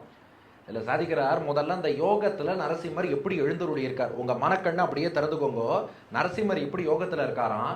ஸ்வஸ்தானேஷு தங்கள் தங்கள் இருப்பிடத்திலே, மருத்கணான் 5 வாயுக்களையும், மருத்துனா வாயு, மருத்கணான்னா 5 வாயுக்களையும், நியமயன்னா கட்டுப்படுத்தி. ஸ்வஸ்தானேஷு மருத்கணா நியமயன்னா நம்ம உடம்புல 5 வாயு இருக்கு, 5 வாயுக்களையும் அந்தந்த இடத்துல கட்டுப்படுத்தி வச்சிருக்காராம். இதைத்தான் பிராணாயாமம்னு சொல்லுவா. 5 விதமான வாயு. ஒன்று பிராணவாயு, அதுதான் நம்முடைய மூச்சுக்காற்று. ரெண்டாவது அபான வாயுன்னு நம்ம டைஜஸ்டிவ் சிஸ்டம், குடல்லேருந்து கீழ் நோக்கி ஒரு காற்று பிரியும் பாருங்க, அதுக்கு அபான வாயுன்னு பேர். மூணாவது வாயுவுக்கு வியானன்னு பேர். நம்முடைய நரம்பு, ரத்த நாளம், அதாவது நர்வ்ஸ், பிளட் வெசல்ஸ், அதிலெல்லாம் போகக்கூடிய வாயுவுக்கு வியானன்னு பேர். அதுக்கப்புறம் உதானன்னு ஒரு வாயு, அது தொண்டையில் இருக்குது. அந்த வாயு தான் நம்முடைய பேச்சு இதெல்லாம் கண்ட்ரோல் பண்ணும், பாசிட்டிவிட்டி இதெல்லாம் கண்ட்ரோல் பண்ணுவது தொண்டையில் உள்ள உதானம். ஃபைனலாக சமானன்னு ஒரு வாயு, அது எல்லாத்தையும் சமநிலையில் பேலன்ஸ்டாக வச்சுக்கும். அப்போ மூச்சுக்காற்று மேலே உள்ளது பிராணன், கீழே போகிற டைஜஸ்டிவ் கேஸ் அது வந்து அபானன். அதுக்கப்புறம் வியானங்கிறது ரத்த நாளங்கள், நரம்புகள். உதானங்கிறது தொண்டை, குரல். சமானங்கிறது எல்லாத்தையும் பேலன்ஸில் சமநிலையில் வைக்கும். மருத்கணான் இந்த 5 வாயு கூட்டங்களையும் ஸ்வஸ்தானேஷு அந்தந்த இடத்துல நியமயன் கண்ட்ரோல் பண்ணி வச்சாராம் நரசிம்மர். யாருக்கு? தனக்கு. அவர் இதுக்குப்பா இதெல்லாம் பண்ணணும்? அவருக்கு இதெல்லாம் அப்ராக்கிருத்தம்னு வச்சுக்கோங்க, நம்மள மாதிரி வாயு அவருக்கு கிடையாது. ஆனாலும் இதை பண்ணி காட்டுறார். 2 அடுத்து என்ன பண்ணாராம்? சுவாதீன சர்வேந்திரியா, 11 இந்திரியங்களையும் கட்டுப்படுத்துறார். சுவாதீனனா தன் கட்டுப்பாட்டில், சர்வ இந்திரியா 11 இந்திரியங்கள். ராமானுஜ சம்பிரதாயத்தில் 11 இந்திரியம், மற்ற வாழ்க்கைலாம் 10 தான். நமக்கு மனசு என்பதும் ஒரு இந்திரியம். அதனால 5 ஞானேந்திரியம், மெய், வாய், கண், மூக்கு, செவி. 5 கர்மேந்திரியம், நாக்கு, கை, கால், மலத்வாரம், ஜலத்வாரம். அதுக்கப்புறம் மனசு. இதுக்கெல்லாம் அதுதான் கேப்டன் கம் விக்கெட் கீப்பர் மாதிரி. நமக்கும் பாருங்க, உள்ளே ஒரு கிரிக்கெட் டீமே இருக்கு. 5 பேட்ஸ்மேன், 5 பவுலர். இவாளுக்கெல்லாம் தோனி மாதிரி கேப்டன் கம் விக்கெட் கீப்பர்னு ஒரு மனசு. ஏன்னா மனசு இது கண்ட்ரோல் ஆனால் தான் இதெல்லாம் கண்ட்ரோல் ஆகும். அதனால அதுதான் பெரிய கேப்டன், அதுதான் விக்கெட் கீப்பரும் கூட. ஏன்னா அதுதான் எல்லாத்தையும் ரிசீவ் பண்ணுறது. அதனால விக்கெட் கீப்பர். 5 ஞானேந்திரியம், 5 batsman, 5 கர்மேந்திரியம், 5 bowler. மனசு தான் கேப்டன் கம் விக்கெட் கீப்பர். சுவாதீன சர்வேந்திரியா, இந்த 11 இந்திரியங்களையும் கண்ட்ரோல் பண்ணி வைக்கிறார். யாரு? நரசிம்மர். அடுத்து என்ன பண்ணாராம்? பரியங்க. பரியங்கம்னு சொல்லக்கூடிய அந்த பரியங்க பந்தம் தான் முன்னாடியே பார்த்தோமே, திருவடிகள் எப்படி மடிச்சு வச்சுக்கிறது. பரியங்க, அந்த பரியங்கம் என்ற அந்த ஆசனத்திலே ஸ்திர தாரணா. தாரணைனா மனசை அப்படியே எதை குறித்து தியானம் பண்ணுகிறோமோ அந்த விஷயத்தில் மனத்தை ஈடுபடுத்தல். அதுவும் எப்படி? ஸ்திர தாரணா, ஸ்திரமா உறுதியாக தாரணைன்னு மைண்ட் அப்படியே ஃபோக்கஸ் பண்ணி தியானிக்க வேண்டிய விஷயத்தை நோக்கி போறாராம். போய் என்ன பண்ணார்னா பிரகட்டித்த, அதன் மூலம் ஏற்படுத்தினாராம். எதனா பிரத்யங்முக அவஸ்திதி. பிரத்யக்குன்னா உள்ளேன்னு அர்த்தம். பிரத்யங்முகனா உள்முகமா, உள்நோக்கி. அவஸ்திதி உள்நோக்கிய சிந்தனை, உள்நோக்கிய இருப்பிலே ஈடுபடுத்தி கொண்டார். அதாவது பராக்குனா வெளியேன்னு அர்த்தம், பிரத்யக்குனா உள்ளேன்னு அர்த்தம். அதனால தான் யாராவது கிளாஸ் எடுக்கும்போது பையன் வெளில பார்த்தா, டே என்னடா பராக்கு பார்க்குறியா, வாத்தியார் கேட்குறா இல்லையா? பராக்குனா வெளியேன்னு அர்த்தம், பிரத்யக்குனா உள்ளேன்னு அர்த்தம். அப்போ இவர் என்ன பண்ணிட்டார்? முதல்ல 5 வாயுக்களை கட்டுப்படுத்தினார், 11 புலன்களை கட்டுப்படுத்தினார். அப்புறம் பரியங்காசனத்தில் அமர்ந்தார், ஸ்திர தாரணான்னு தியானத்தில் ஈடுபட்டு பிரத்யங்முக அவஸ்திதி உள்நோக்கி, அல்லது பிரத்யக்குனா நான் தன்னை நோக்கி, பிரத்யங்முக அவஸ்திதி நான் தன்னை நோக்கியே உட்கார்ந்துருக்கார். அப்படின்னா என்ன அர்த்தம்? தன்னைத்தானே தியானம் பண்றாருன்னு அர்த்தம். இது ஒரு பெரிய மிஸ்கன்செப்ஷன் வந்துடும். அப்போ அவாவா என்ன சொல்லிடுறா? நீங்கள் அவாவா உங்களையே தியானம் பண்ணிக்கோங்க, ஜீவாத்மா தன்னைத்தானே அனுபவிக்கட்டும், கைவல்யம் அதுவே மோட்சம்னு. இப்போ தேசிகனாக தான் பெருமாள்கிட்ட கேட்டார், நீ எதுக்குப்பா யோகத்தில் உட்காந்த, அதுவும் பிரத்யேகமுக அவஸ்திதின்னு உன்னை நீயே தியானம் பண்ணிக்கிறியே ஏன்னு கேட்டார். பெருமாள் 2க்கும் பதில் சொன்னாராம். அது வேற ஒன்றும் இல்லை, நான் ஏன் யோகத்தில் உட்காந்தேன்னா என் அடியார்கள்லாம் பக்தி யோகம் பண்ணுறது எப்படின்னு தெரியாமல் முடிச்சுட்டு இருக்கா. அதனால நானே லக்ஷ்மிநாத சமாரம்பாம்னு முதல் ஆச்சாரியனாக இருந்து யோகத்தை இப்படித்தான் பண்ணணும்னு அவளுக்கு சொல்லி கொடுக்கணும்னா கிளாஸ் எடுத்தா யாரும் கேட்க மாட்டா, உபதேசம் பண்ணா யாரும் கேட்க மாட்டா, ஐடியல் ரோல் மாடலாக இருந்து டெமான்ஸ்ட்ரேட் பண்ணாதான் மக்கள் கேட்பா. அதனால பிராயேனா பர்ஹாப்ஸ்னு அர்த்தம். இதுதான் காரணமாக இருக்கணும். பகவானே புரிஞ்சுட்டேன். பிராயேன பர்ஹாப்ஸ் பிரணிபேதுஷாம், உன்னை வணங்குகிறார்களே அந்த அடியார்களுக்கு பிரபுரசோ, பிரபு தலைவனாகிய நீயே ஆச்சாரியனாக இருந்து யோகம் நிஜம் உன்னை குறித்த அஷ்டாங்க யோகத்தை சிக்ஷயன் சொல்லிக் கொடுப்பதற்காகத்தான் இப்படி எழுந்தருளி இருக்கிறாய். அப்ப அவருக்கு யோகம் பண்ணி ஏதோ சாதிக்கணும், அல்லது நரசிம்மர் யாரையோ ஒருத்தரை தியானிக்கிறார், அதெல்லாம் கிடையாது. நமக்கு யோகம் சொல்லி கொடுக்கணும்னா அவர் யோகத்துல வந்து இப்படி பண்ணணும்னு பண்ணி காமிச்சா மட்டும்தான் நம்மளால புரிஞ்சுக்க முடியும். அதுக்காக பகவானே இறங்கி அந்த யோகாசனத்துல எழுந்தருளி இப்படித்தான் யோகம் பண்ணணும்னு நம்மளுக்கு உணர்த்துறாராம். அது இருக்கட்டும்ப்பா, உன்னை நீயே தியானம் பண்றியன்னு கேட்டார். அதுக்கு பெருமாள் சொன்னாராம், வெரி சிம்பிள், எனக்கு மேல இன்னொருத்தன் யாராவது இருந்தா அவனை தியானம் பண்ணலாம், எனக்கு மேல வேற யாரும் கிடையாது, அதனால என்னையே தான் நான் தியானம் பண்ணி ஆகணும். அது மட்டும் இல்ல, தியானிக்கிறவா பெருமாளை தானே தியானிக்கணும். இன்னைக்கு என்ன பண்ணிடுறா, யோகான்னு சொல்லிட்டு நிறைய பேர் சோர்ல ஒரு புள்ளி வச்சு இந்த கரும்புள்ளிய தியானம் பண்ணு, இல்ல நீ எதையுமே தியானிக்காத, மைண்டை பிளாங்கா வச்சுக்கோங்கிறா. அதனால நரசிம்மர் சொன்னார், இல்லப்பா தியானம் பண்ணா இந்த நரசிம்மனை, லக்ஷ்மி நரசிம்மனை தான் தியானம் பண்ணணும். அப்ப அதையும் நான் ஒழுங்கா சொல்லி கொடுக்கணும் இல்லையா? அப்ப அவ யார தியானிக்கணும்? லக்ஷ்மி நரசிம்மரை. அப்ப டெமான்ஸ்ட்ரேட் பண்றேன்னா என்னையே தியானிச்சுட்டாதான் லக்ஷ்மி நரசிம்மரை தியானிக்கணும்னு அவளுக்கு புரியும். அதனால நான் பிரத்யங்முகாவஸ்திதின்னு தன்னைத்தானே அவர் தியானம் பண்ணிட்டு பிராயேண பிரணிபேதுஷாம் பிரபுரசௌ யோகம் நிஜம் சிக்ஷயன், நமக்கு யோகத்தை சொல்லி கொடுக்கிறாராம். இது இன்னொரு ரசமா வியாக்கியானம் பண்ணலாம். அது என்னன்னா, பெருமாள் யோகம் சொல்லி கொடுக்குறேன்னு சொல்லி கொடுத்து பார்த்தா நமக்கெல்லாம் இதெல்லாம் வருமா? ஒன்றும் வரதா தெரியல. நரசிம்மர் பார்த்தாராம், பர்மனண்டா இப்படியே உட்கார்றேன்ட்டாராம். எதுக்குன்னா, உன்னால யோகம் பண்ண முடியாதுன்னு தெரிஞ்சு போச்சு, உனக்கு பதில நீ பண்ண வேண்டிய பக்தி யோகத்தை நான் பண்ணி உனக்கு நான் மோட்சத்தை கொடுத்துடுறேன்னு சொல்லி இன்னும் அப்படியே அமர்ந்து இருக்கிறார் அந்த வேளுக்கை ஆளறியாகிய நரசிம்மர். இன்னைக்கு யோக நரசிம்மரா இருக்கார். இது திருப்பாணாழ்வார் ரொம்ப சுவையா பாடினார்.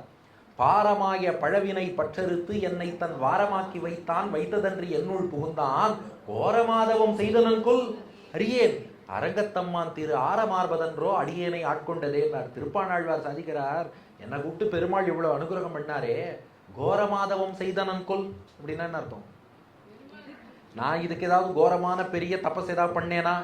நான் செய்த நன்னு பாடிவிட்டார், செய்தேன்னு பாடலை, செய்தனன். செய்தனன்னா நான் செஞ்சேன்னு வச்சுக்கலாம், செய்தனன் அவர் செஞ்சார்னு வச்சுக்கலாம். திருப்பாணாழ்வார் என்ன சொல்றாரா, பெருமாளுடைய அனுகிரகம் கிடைக்கணும்னா அதுக்கு கோரமான கடுமையான தபஸ் பண்ணியிருக்கணும்.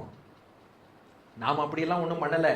அப்ப பெருமாள் என்ன பண்ணிட்டாராம், செய்த, ஓ ஒருவேளை எனக்காக பெருமாளே பண்ணிட்டாரோ, ஓ திருப்பாணாழ்வாரால தபஸெல்லாம் பண்ண முடியாது, அவருக்கு பதில் அவர் பண்ண வேண்டிய தபஸை நான் பண்ணிட்டு அனுகிரகத்தை மட்டும் பண்றேன்னு ரங்கநாதன் அதற்காகத்தான் தண்ணீருக்குள்ள உட்காந்து தபஸ் பண்ற மாதிரி உபய காவிரி மத்தியில ஸ்ரீரங்கத்துல பள்ளி கொண்டு மலை உச்சியில் தபஸ் செய்வது போல் திருமலைக்கு மேலே எழுந்தருளி நெருப்புக்குள்ளே தபஸ் செய்வது போல் காஞ்சி பேரருளாளனாக அக்னியிலேயே தோன்றி அப்ப தண்ணீர்ல தபசு, மலையில தபசு, நெருப்புல தபசு எல்லாத்தையும் கோர மாதவம்னு அவர் பண்ணிட்டு எனக்கு அனுகிரகத்தை மட்டும் பண்ணிட்டாரே. அது போல நமக்கெல்லாம் அட்டாங்க பக்தி யோகம் ஒன்றும் வராது, என் காலில் விழுந்து சரணாகதி பண்ணுங்கோ, நீங்க பண்ண வேண்டிய பக்தி யோகத்தை நான் பண்றேன்னு சொல்லி பிராயேண பிரணிபேதுஷாம் பிரபுரசௌ யோகம் நிஜம் சிக்ஷயன். அப்ப நமக்காக ஒருத்தரங்க தபஸ் பண்றாருன்னா நம்ம கேட்ட அனுகிரகம் எல்லாத்தையும் பெருமாள் தருவாரா இல்லையா? அதைத்தான் இந்த ஸ்லோகத்தின் ஈற்றடியில சாதிக்கிறார். காமான் ஆதனுதார் அசேஷ ஜெகதாம் காமாசிகா கேசரி. காமாசிகா வேளுக்கை, கேசரி சிங்கம் ஆளரி, வேளுக்கை ஆளரி பெருமாள் இருக்காரே.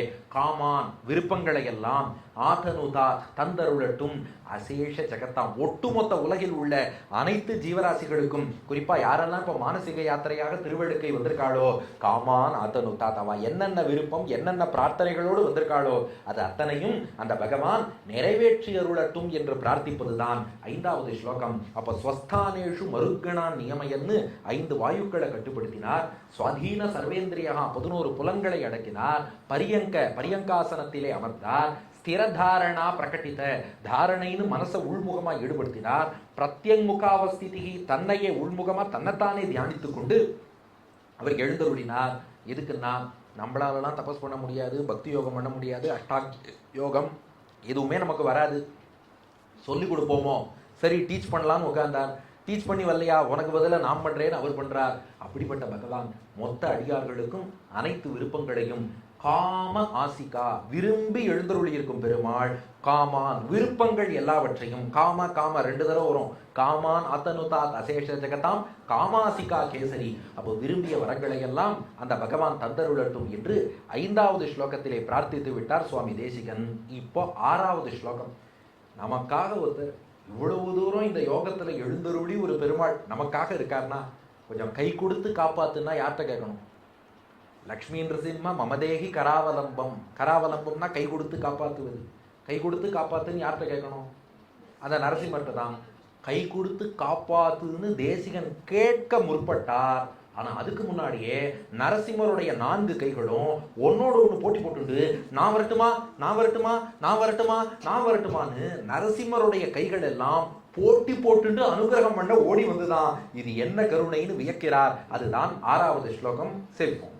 विकस्वर नखस्वरोक्षत हिरण्यवक्षस्थली निरर्गल विनिर्गलद्युतिर सिन्धु सन्ध्याहिता अवन्तु मतनासिका वनुज पञ्चवक्त्रस्य माम् अहं प्रतनिपामितः प्रकटिता हवा हवः विकस्वर नखस्वरुक्षत हिरण्यवक्षस्थली निरर्गल विनिर्गल रुधिर सिंधु संध्यायिताः अवन्तु मदनासिका मनुज पंच वक्त्रस्य माम् अहं प्रथमिका मितः प्रकटिताः वा बाहवः. இப்போ நரசிம்மருடைய கைகளை வர்ணிக்கிறார். விகஸ்வர நக, அது எல்லாத்துலேயும் நகங்கள் இருக்கு. நகம் தான் அவருக்கு ஆயுதம். விகஸ்வர நகனா ஒளி வீசக்கூடிய வெண்மையான தூய்மையான நகங்கள். விகஸ்வர நக ஒளி வீசும் வெண்மை மிக்க தூய்மை மிக்க அந்த நகங்கள். ஸ்வருக்ஷத அது அப்படியே ஹார்டா வலிமையா போய் அந்த ஹிரண்யகசிபுவின் மார்பு இருக்கே அதை போய் அப்படியே பிளந்ததான். பார்க்கும்போது பார்த்தா ஷைனிங் நெயில்ஸ், பியூர் நெயில்ஸுங்கிறோம். ஸ்வருக்ஷத்தை ஆனா கொடூரமாக குரூரமாக இரணியனுடைய மார்பை போய் தாக்கி ஹிரண்ய வக்ஷஸ்தலி, வக்ஷஸ்தலம்னா மார்பு, ஹிரண்ய வக்ஷஸ்தலி ஹிரண்யகசிபுவோட மார்புல ஸ்வருக்ஷத ஹிரண்ய வக்ஷஸ்தலி வேகமா கோபமா அப்படி அந்த நகங்கள் போய் தாக்கினவாறே ரத்தம் அப்படியே பொங்கி வந்துதான். ரத்த ஆறு, ரத்த அருவி இரணியன் மார்பு பிளந்து வருது. எப்படி? நிரர்கல வினிர்கலத், வினிர்கலத்துனா பொங்கி வருது, நிரர்கலன தடையே இல்லாமல். அதாவது எந்த ஒரு ஃபவுண்டேன் அருவி ஏதாவது வந்தாலும் ஒரு முடிவு இருக்கும். நிரர்கல வினிர்கலத்துன்னு முடிவே இல்லாமல் அந்த ரத்த ஆறு பொங்கி வருகிறது. ருதிர சிந்து, ருதிரம்னா ரத்தம், தமிழ்ல உதிரம்னு சொல்றோம். சிந்துன்னா கடல், ருதிர சிந்து அந்த ரத்த கடல் பொங்கி வந்ததாலே சந்தியாயிதாக, சந்தியா கால வானம் செவந்திருக்கும் இல்லையா, அந்தி வானம். சந்தியாயிதாகனா அந்த சந்தியா கால வானம் போல அந்த வெளுப்பான நகங்கள்லாம் செவந்து போயிடுதான். அதுதான் இந்த ஸ்லோகத்தின் கருத்து. விகஸ்வர நக ஸ்வருக்ஷத ஹிரண்ய வக்ஷஸ்தலி, வெளுப்பாள் ஷைனிங்கா கூர்மையா தூய்மையா இருந்த அந்த நகங்கள் இரணியனுடைய மார்பை பிளந்த போது நிரர்கல வினிர்கல ருதிர சிந்து சந்தியாயிதாக அதுலேருந்து பொங்கி வந்த ரத்த வெள்ளத்துல நகம் மட்டும் இல்ல மொத்த நரசிம்மருடைய கைகளும் பார்த்தா செவந்து இருக்கான். அச்சிச்சோ ஒரே ரத்தக்கரையா இருக்கேன்னா, ரத்தக்கரை இருக்குன்னு நினைக்காதீங்க. ரத்தக்கரை படிந்தாலும் நரசிம்மர் புனிதன். அங்கண் ஞாலமஞ்ச அங்கோர் ஆளறியாய் அவுணன் பொங்க ஆகம் வள்ளுகிறால் போழ்ந்த புனிதனிடம்னு திருமங்கை ஆழ்வார். நரசிம்மர் கையில ரத்தம் இருக்குன்னா அது எதுவுமே அவரை முதல்ல பாதிக்காது. ஏன்னா பெருமாளை எந்த தோஷங்களும் தீண்டாது. ஸ்ரீபாஷ்யத்துல எம்பெருமானார் அகிலகேய பிரத்யநீகன், கல்யாணைக்க தானன், தோஷங்களுக்கு எதிர்த்தட்டானவன், மங்கள குணங்களுக்கு இருப்பிடமானவன், அவர்கிட்ட எதுவுமே ஒட்டாது. இப்போ நம்ம ஒரு அல்வாவே பண்ணி சாப்பிட்றோம்னு வச்சுக்கோங்க, அவ்வளோ நெய் பிசுக்கு எண்ணெய் பிசுக்கெல்லாம் இருக்கும். கையில் ஒட்டிக்கும், கை சோப்பு போட்டு அலம்பணும். நாக்குக்கு யாராவது சோப்பு போடுறாளா? நாக்கு தானே மொத்த எண்ணெய் பிசுக்கு நெய் பிசுக்கு எல்லாத்தையும் சாப்பிட்டுது. நாக்குக்கு யாராவது சோப்பு போட்டு அலம்பியிருக்காளோ? இல்லையே, தேவையில்லை. ஏன்னா நாக்குல ஒட்டாது. பெருமாள் அந்த மாதிரி, அவர்கிட்ட அந்த தோஷங்கள்லாம் ஒட்டாது. மாறாக நரசிம்மருக்கு அழகே இதுனா ரத்தக்கரை தான். இது ஒரு 6 வருஷம் முன்னாடி அடியன் ஒரு ஸ்லோகம் எழுதினேன். ஒரு ப்ரைவேட் ஹாஸ்பிட்டலில் நைட் டியூட்டி பார்க்குறதுக்கு போனேன். ரெகுலராக போகிற வழக்கம் இல்லை. என் ஃப்ரெண்ட்ஸ் யாராவது லீவ் போடுறா, ஏதாவது எமர்ஜென்சி நைட் டியூட்டி பார்த்து போடுன்னு கூப்பிடுவான். போனால் ஒருத்தருக்கு என்ன எடுத்து நாக்கில் ஆக்சிடென்ட் வெட்டுப்பட்டு வந்துட்டார். நாக்கில் 6 தையல் போடணும். சரி, நாக்கில் 6 தையல் போட்டேன். பார்த்தா கையில் க்ளவுஸ் ஃபுல்லாக ரத்தம். ஏன்னா நாக்கில் தையல் போட்டிருந்தா எவ்வளோ பிளட்டு வந்திருக்கும். கையெல்லாம் ஒரே ரத்தம். பக்கத்தில் ஒரு ஸ்டாஃப் நர்ஸ் இருங்க சார் அப்படியே உங்களை ஃபோட்டோ எடுக்கிறேன். ஃபோட்டோ எடுத்தா எதுக்குமா எடுக்கிறீங்கன்னு. இல்லை சார் நீங்கள் ஃபேஸ்புக்கில் போட்டுக்கோங்க. இது ரத்தக்கரையோட போடுறதான்னு யோசித்தேன். அப்புறம் ஒரு ரகசியம் புரிஞ்சுது. அடியன் ஒரு ஸ்லோகம் எழுதினேன். பரஸ்ய பும்சக் கருணா கடாட்சாத் பராம் நியுக்திம் ஹி கரோமி நித்யம் பரம் து சம்சுத்த சுகர்மணி சியாத் பரோபகாரேய அசுத்த ஹஸ்தகான்னு எழுதினேன். என்ன அர்த்தம்னா, பரம்பொருளாகிய பகவானுடைய அனுகிரகத்தால பராம் நியுக்தின்னு சொல்லக்கூடிய பெரிய மருத்துவ பணி தான் பண்றோம். இது எல்லாத்தையும் தூய்மை செய்யக்கூடிய பணின்னு சொல்லுவா, தூய்மையான தொழில்னு சொல்லுவா. அதனாலதான் நாக்கில் தையல் போடுறதுங்கிறத தூய்மையான காரியம், மன தூய்மையோடு தான் பண்ணேன். ஆனா தூய்மையோடு வேலை செஞ்சதுக்கு அடையாளம் என்னன்னா அசுத்த ஹஸ்தகா, கையில அசுத்தமா கை ரத்தக்கரையோட இருக்கு பாருங்க.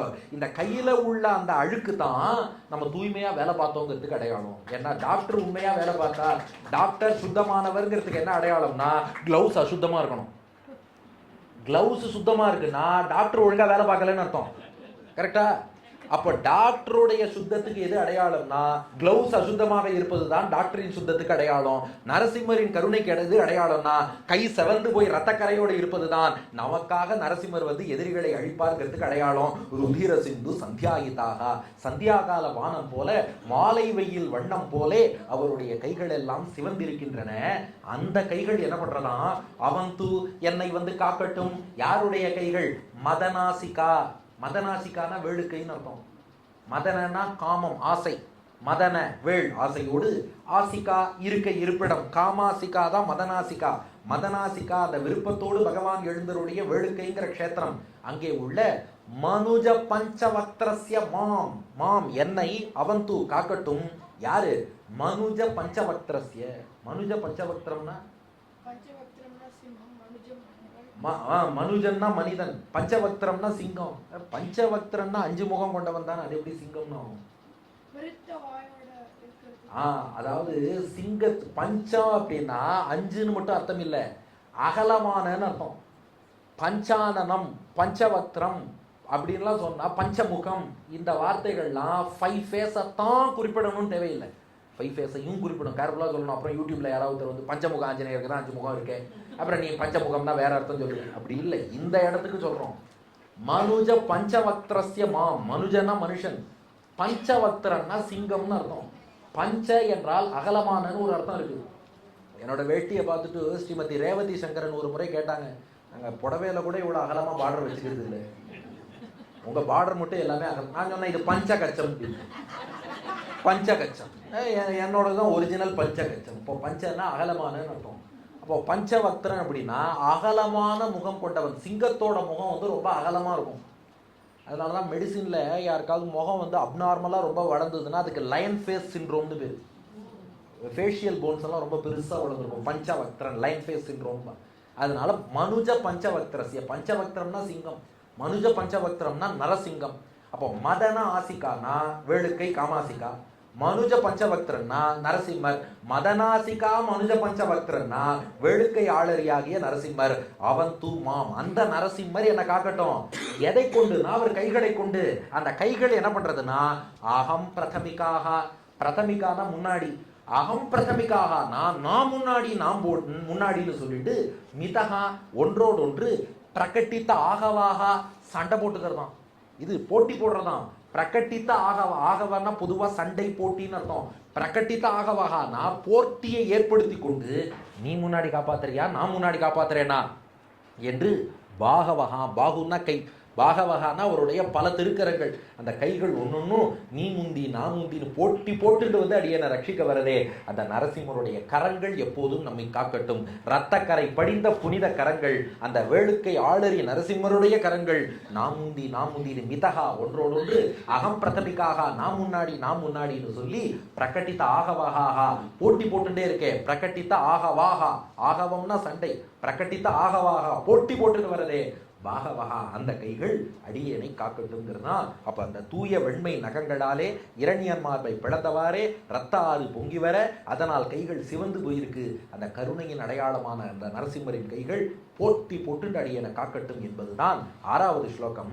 நரசிம்மர் கேட்டாராம், இந்த மாதிரி உலகத்துல யாருமே பிரார்த்தனை பண்ணதே இல்லைன்னு. யாராவது ஒருத்தனை அடிச்சு துவைச்சார், கையெல்லாம் ரத்தக்கரையோடு இருக்கு. எந்த கை இரணியனை போட்டு அடிச்சு துவைச்ச ரத்தக்கரையோடு இருக்கோ அந்த கை தான் போட்டி போட்டுன்னு காப்பாத்துறது. இது எங்க நல்லா இருக்கா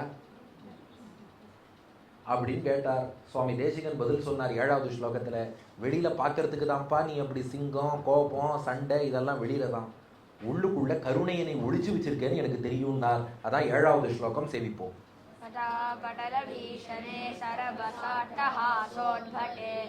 पुरद्धृति परिस्फुटद्भृकुटिकेऽपि वक्त्रे कृते कृपाकपटकेसरिं धनुजटिं भदत्तस्थना सरोजसदृशा दृशा व्यतिविषज्यते व्यज्यते.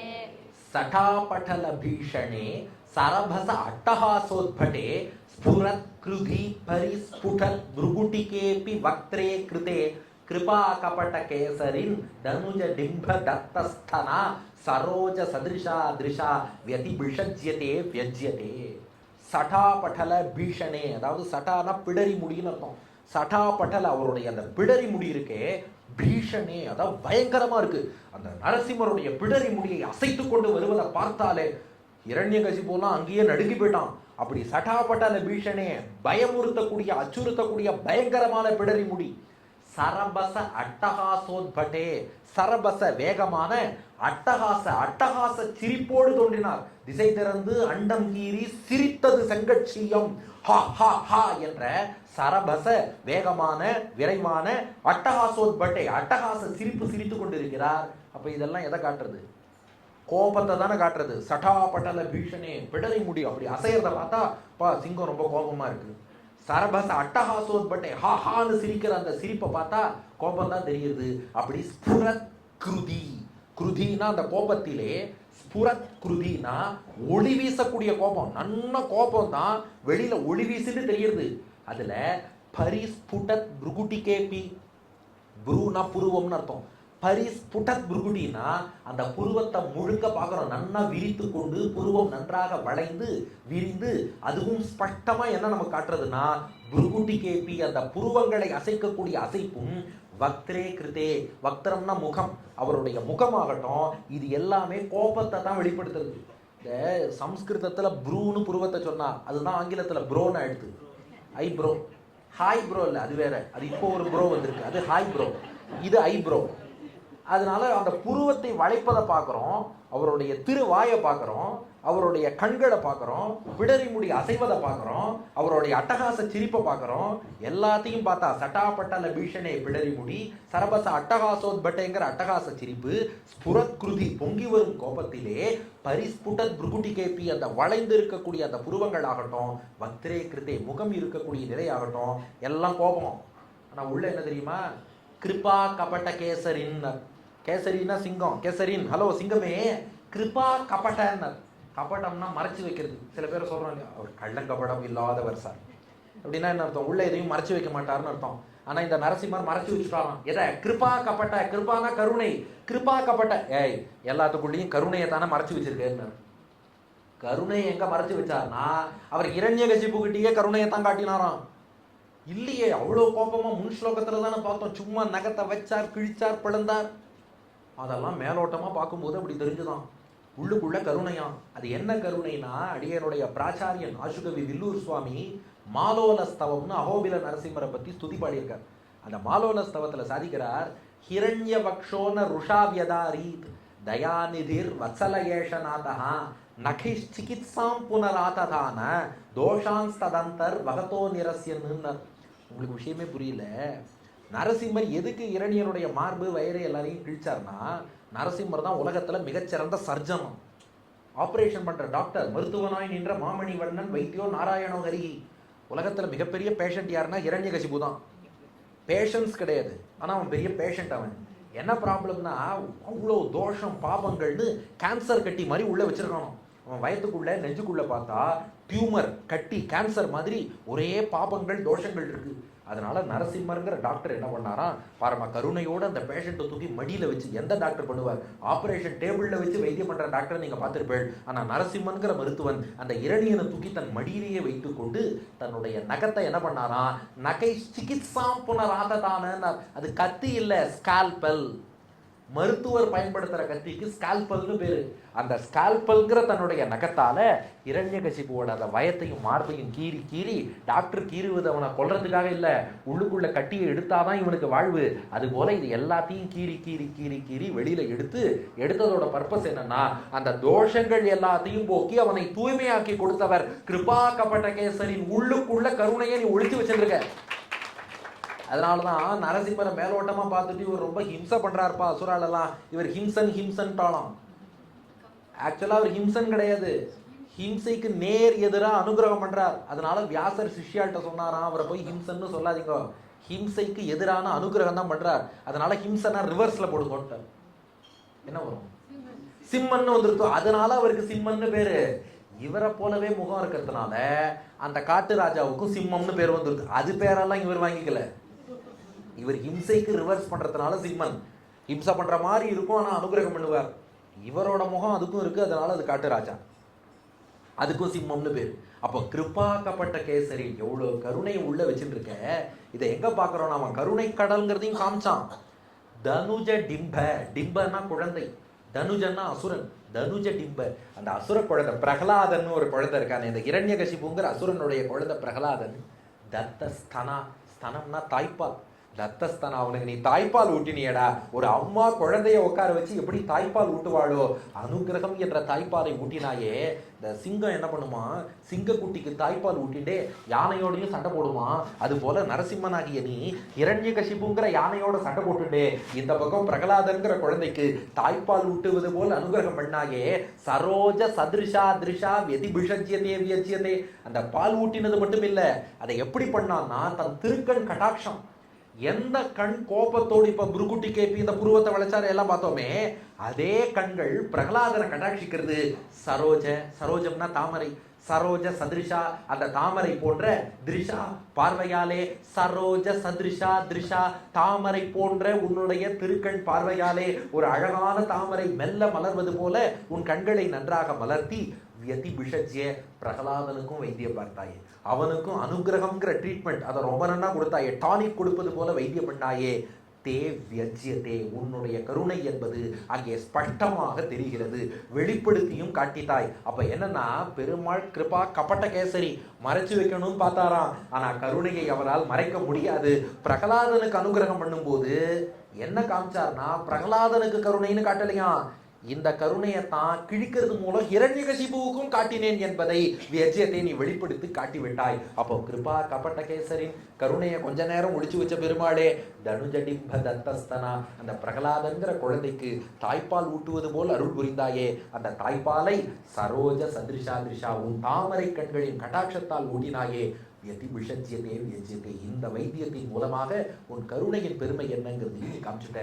அப்போ சேராததை சேர்ப்பவர் நரசிம்மர்னு சொல்லுவா பொதுவா. ஏன்னா அவர் என்ன பண்ணார், தன்னுடைய வடிவத்துல மனிதனையும் மிருகத்தையும் சேர்த்துட்டார். அப்புறம் அவர் வீட்டு வாசற்படியில நிலப்படியில வீட்டின் உட்புறத்தையும் வெளிப்புறத்தையும் சேர்த்துட்டார். பூமியையும் வானத்தையும் மடியில சேர்த்துட்டார். காலையையும் மாலையையும் சந்தியா காலத்துல சேர்த்துட்டார். அதுக்கப்புறம் உயிருள்ள பொருளையும் உயிரற்ற பொருளையும் நகத்துல சேர்த்துட்டார். அது மட்டும் இல்ல, கருணையையும் கோபத்திலையும் குணத்துல சேர்த்துட்டார். ஒரே நேரத்துல கோபம் காட்டார், அந்த கோபத்துக்குள்ள கூட ஒரு கருணை என்ற குணத்தை வச்சிருக்கே. பிடரி முடிகள்லாம் அசைந்து கொண்டு வருகிறது, பயமா இருக்கு.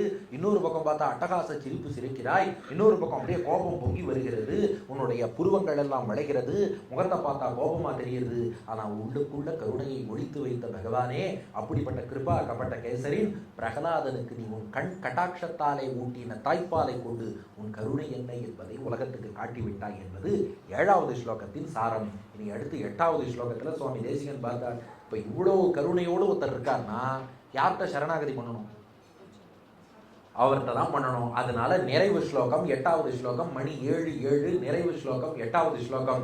நேரா நரசிம்மர் திருவடியில தீர்க்க சரணாகதி. உன்னை விட்டால் எங்களுக்கு வேறு கதி கிடையாது, நீ காப்பாற்ற மாட்டேன், நீயே கைவிட்டாலும் வேறு கதி கிடையாது. எங்களுக்கும் உன்னை விட்டா வேற வழி கிடையாது, நீயே எங்களை கைவிட்டாலும் கூட எங்களுக்கு போறதுக்கு வேற வழி கிடையாது. அதனால நரசிம்மா நீதான் ரட்சிக்க வேண்டும் என்ற உறுதியோடு உன் திருவடிகளை பற்றுகிறேன் என்று சரணாகதி செய்கிறார். 8வது ஸ்லோகம் வாங்க சேவிச்சிருவோம்.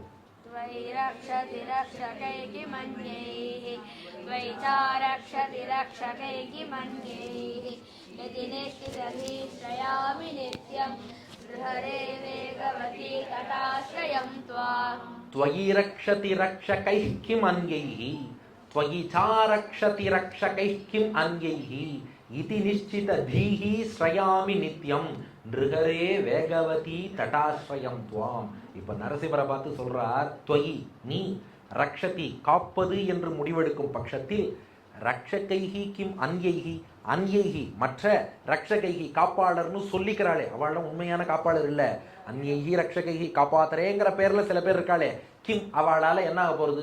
அப்போ தொயி ரக்ஷதி ரக்ஷகை கிம் அன்யைஹி, நீ என்ன காப்பாத்தரேன்னு முடிவு எடுத்துட்டா சோ கால்டு காப்பாளர்களால் எனக்கு ஆக வேண்டிய காரியம் ஒண்ணும் இல்லை, நத்திங். தொயி சா ரக்ஷதி ரக்ஷகை கிம் அன்யைஹி, தொயி ச அரக்ஷதி, சனா ஆல்சோன்னு அர்த்தம் இந்த இடத்துல.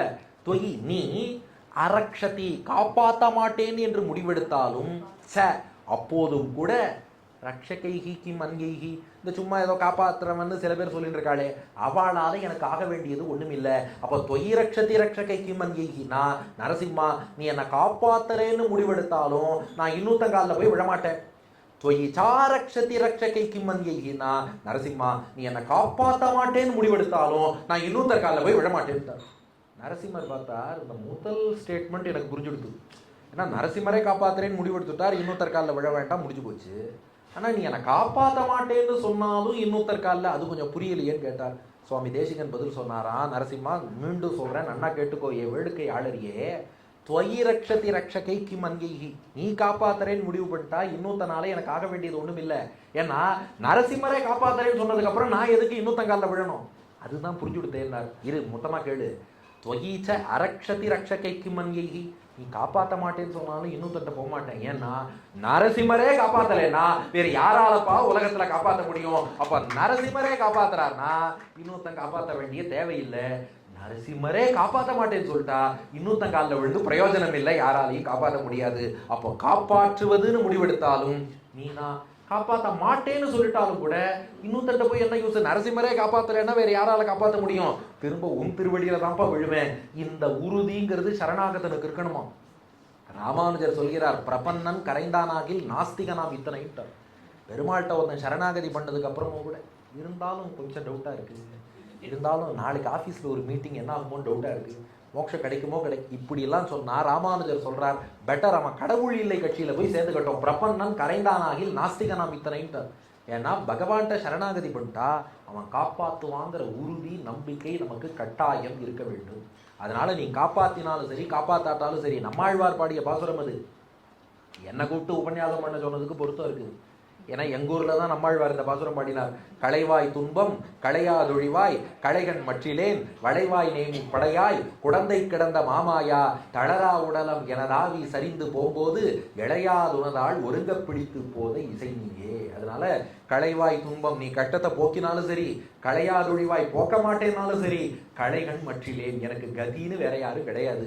அப்போ காத்தாலும் காக்காவிட்டாலும் பகவான் மட்டுமே கதி. இதுதான் சரணாகதியாம். அது சாதிக்கிறார் பாருங்க. இது நிச்சித தீகி ஸ்ரயாமி நித்தியம் தான். இது நிச்சித தீகினா இந்த நிச்சயத்தோடு கூடிய தீன புத்தி, இந்த நிச்சயமான புத்தி, இதைத்தான் மகாவிஸ்வாசம்னு சொல்லுவோம். இது நிச்சித தீகி, இத்தகைய உறுதியோடு நம்பிக்கையோடு ஸ்ரயாமி சரணாகதி செய்கிறேன். நித்தியம் ஒவ்வொரு நாளும் சரணாகதி நிட்டையில் நிலை நிற்கிறேன். எங்கே? நிருஹரே, நிரு மனிதனே, ஹரே சிங்கமே, நிருஹரே மனித சிங்கமே, நரசிங்கமே, வேகவதி தட்டாஸ்ரயம், வேகவதி நதிக்கரையை நீ ஆசிரியித்து இருக்கிறாய். வேகவதி நதிக்கரையை ஆசிரியித்து நீ எழுந்தருளி இருக்க. நாங்கள்லாம் உன்னை ஆசிரியித்து எழுந்தருளி இருக்கிறோம். அப்ப நீ வேகவதி கரையை ஆசிரியிச்சுக்கோ, நாங்க நிருஹரியை ஆசிரியிச்சுக்கிறோம். வேகவதி நிருஹரே வேகவதி தட்டாஸ்ரயம் துவாம், உன்ட்ட சரணாகதி பண்ணியிருக்கோம். அந்த துவாம்ங்கிறத அண்டர்லைன் பண்ணணும். நான் யாரோ போற வரவன்ட்ட சரணாகதி பண்ணல, துவாம் உன் திருவடிகளே கதின்னு பற்றி இருக்கேன். நீ போன்னு சொன்னாலே எனக்கு வேற போக்கிட கிடையாது. அதனால நீதான் ரட்சித்தருள வேண்டும். விபீஷண சரணாகதியை நினைச்சு பாருங்க. ராவணனை விட்டுட்டு விபீஷணன் ராமன்ட்ட வந்துட்டான். இப்போ ஒருவேளை ராமன் விபீஷணனை பார்த்து, ஓ உன்னோட ரெக்கார்ட்ஸ் எல்லாம் பார்த்தப்பா, இல்லை ரிஜெக்டட், இந்த விசா அப்ளிகேஷன்லாம் போட்டாவா, எல்லாத்தையும் பார்த்துட்டு நாங்கள் எங்கள் எக்ஸ்பெக்டேஷனுக்கு வரல, நீங்கள் வேண்டாம், எங்கள் நாட்டுக்கு நீங்கள் வர வேண்டாம், போயிட்டு வாங்க சொல்கிறா பாருங்க. அந்த மாதிரி இதை பார்த்துட்டு, இல்லை விபீஷணா போனா அவனால் இலங்கைக்கு போக முடியாது. ராமன் ஏற்றுக்கொண்டாலோ ராமன் தான், ஏற்றுக்காட்டாலும் ராமன் தான். விபீஷணன் அப்படி தான் வந்தான். திரும்ப ராவணன்ட்ட ராவணனுக்கே அட்வைஸ் பண்ணிட்டு நான் ராமன்ட்ட போறேன்னு சொல்லிட்டு திரும்ப ராமன் ஏற்றுக்கலன்னு ராவணன்ட்ட வந்தான். அவன் உயிரோடையா விடுவான்? அப்போ போறதுக்கு வேற இடமே கிடையாது. அந்த மாதிரி பண்ணுவது தான் அட்டர் ஹெல்ப்லெஸ்னஸ்பா. அந்த மாதிரி வருவதற்குத்தான் சரணாகதி என்று பெயர். இந்த சரணாகதி பண்ணும்போது 2 கையும் கூப்பிப்போம், 2 காலையும் பகவானை நோக்கி வச்சுப்போம். என்ன அர்த்தம்னா, இந்த கையால் எதுவும் சாதித்து கொள்ள முடியாது, ஹேண்ட்ஸ் அப்னு நான் கை கூப்பிட்டேன். காலை 2ஐயும் இப்படி பகவான்கிட்ட சேர்த்து வச்சுக்கிறோம். ஏன்னா உன் வாசலை மிதித்த நான் இன்னொருத்தர் வாசலை மிதிக்க இனி வழி கிடையாது.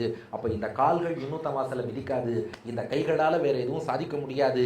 இது நிஷ்டித தீகி, இந்த உறுதியோடு ஸ்ரயாமி நித்தியம், உன் திருவடிகளையே தஞ்சமாக பற்றினேன். நீயோ வேகவதி கரையை ஆசிரியித்திருக்கிறாய், நாங்களோ நிருகரே வேகவதி தட்டாசிரயம் துவாம், வேகவதியை ஆசிரியித்திருக்கும் நரசிம்மனான உன்னை ஆசிரியித்து நாங்கள் அத்தனை பேரும் சரணாகதி பண்ணிட்டோம். அப்போ நீ காப்பதாக இருந்தாலும் நரசிம்மரே காப்பாத்துறார், நான் ஏன் இன்னும் தட்ட போகணும்? காக்க மாட்டேனாலும் நரசிம்மரே காப்பாத்தல, வேற யாரால காப்பாற்ற முடியும்? இந்த உறுதியோடு உன்னிடம் சரணடைகிறேன்னு சுவாமி தேசிகன் சரணாகதி பண்ணார். நரசிம்மர் பார்த்தாராம், இப்படி சரணாகதி பண்ணவாளுக்கு நான் என்ன பரிசு கொடுப்பேன் தெரியுமான்னு கேட்டார். என்ன பரிசு? மோட்சம். இந்த மோட்சத்தை சாமியாபத்தி மோட்சம். என்னன்னா பெருமாளை போலவே பக்தன் ஆக்குவார். அதுக்காக நாமே பெருமாள் ஆகிட மாட்டோம், டிஃப்ரென்ஸ் இருக்குது. அவரை போல ஆறுதுங்கிறது வேற. அதாவது அதுக்காக உலகத்தை ஆழ்வது, படைத்தல், காத்தல், அழித்தல் அதெல்லாம் அவர் தான் பண்ணுவார். எம்பெருமானாரே வந்து முக்தாவஸ்தேபி ஜெகத் சிருஷ்டி ஸ்திதி சம்ஹாரம் இதெல்லாம் ஜீவாத்மாவுக்கு வராது. இத்தி ஜெகத் வியாபார வர்ஜம் இத்தி அத்தைவ உபபாதைஷ்யாமகான்னு எம்பெருமானாரே சாதிச்சுட்டார். அதனால அதுக்காக பிராட்டியின் கழ்வன்னா அவர் தான், ஆதிசேஷன் மீது அவர் தான் உட்கார்ந்துருப்பார், பரம்பொருள்னா அவர் தான், எங்கும் பரவிய சுரூபம் அவருக்கு தான். ஆனால் பல தன்மைகளில் பெருமாள் என்ன பண்ணுவாராம், ஜீவாத்மாவை தன்னை போலவே ஆக்கிடுவாராம். இந்த உபனிஷத்தை ரொம்ப அழகாக சொல்றது, எதா பஷ்யத்தை ருக்மவர்ணம் கர்த்தாரமீஷம் புருஷம் பிரம்மயோனிம் ததா வித்வான் புண்ணிய பாப்பே விதூய நிரஞ்சன பரமம் சாமியம் உபைதி. பகவான்கிட்ட ஒருத்தன் பக்தி யோகத்திலேயோ சரணாகதியிலையோ ஈடுபட்டு வழிபட்டான்னா பரமம் சாமியம் உபைதி, பகவானுக்கு நிகராக ஆக்கிடுறார். எதுலன்னா 8 தன்மைகளில், முக்கியமான 8 தன்மையில் பெருமாளை போலவே அழுவோமா. 1 அபகத பாப்மா, பாபங்களால் தீண்டப்படாமல் இருத்தல். 2 விஜரஹா, மூப்பில்லாமல் இருத்தல். விமிருத்யுஹு, மரணம் இல்லாமல் இருத்தல். விஷோகா, துக்கம் இல்லாமல் இருத்தல். விஜிகர்சகா, பசி இல்லாமல் இருத்தல். அபிபாசகா, தாகம் இல்லாமல் இருத்தல். சத்திய காமஹா, இதுக்கு வியாக்கியானப்படி அடியன் சொல்றேன், விரும்பத்தக்க இருப்பிடமான வைகுண்டத்திலே இருத்தல். சத்திய சங்கல்பகா, தர்மத்துக்கு விரோதம் இல்லாம நாம என்ன நினைச்சாலும் அது நிறைவேறுதல். ஏட்டாச்சா? அபகத பாப்மா, பாபங்கள் தீண்டாமல் இருத்தல். விஜரகா, மூப்பில்லாமல் இருத்தல். விமிருத்யுஹு, மரணம் இல்லாமல் இருத்தல். விஷோகா, துக்கம் இல்லாமல் இருத்தல். விஜிகத்சகா, பசி இல்லாமல் இருத்தல். அபிபாசகா, தாகம் இல்லாமல் இருத்தல். சத்தியகாமகா, விரும்பத்தக்க இருப்பிடம் வைகுண்டத்துல ஒரு பிளேஸ். சத்திய சங்கல்பகா, நினைத்ததெல்லாம் நடத்தல்.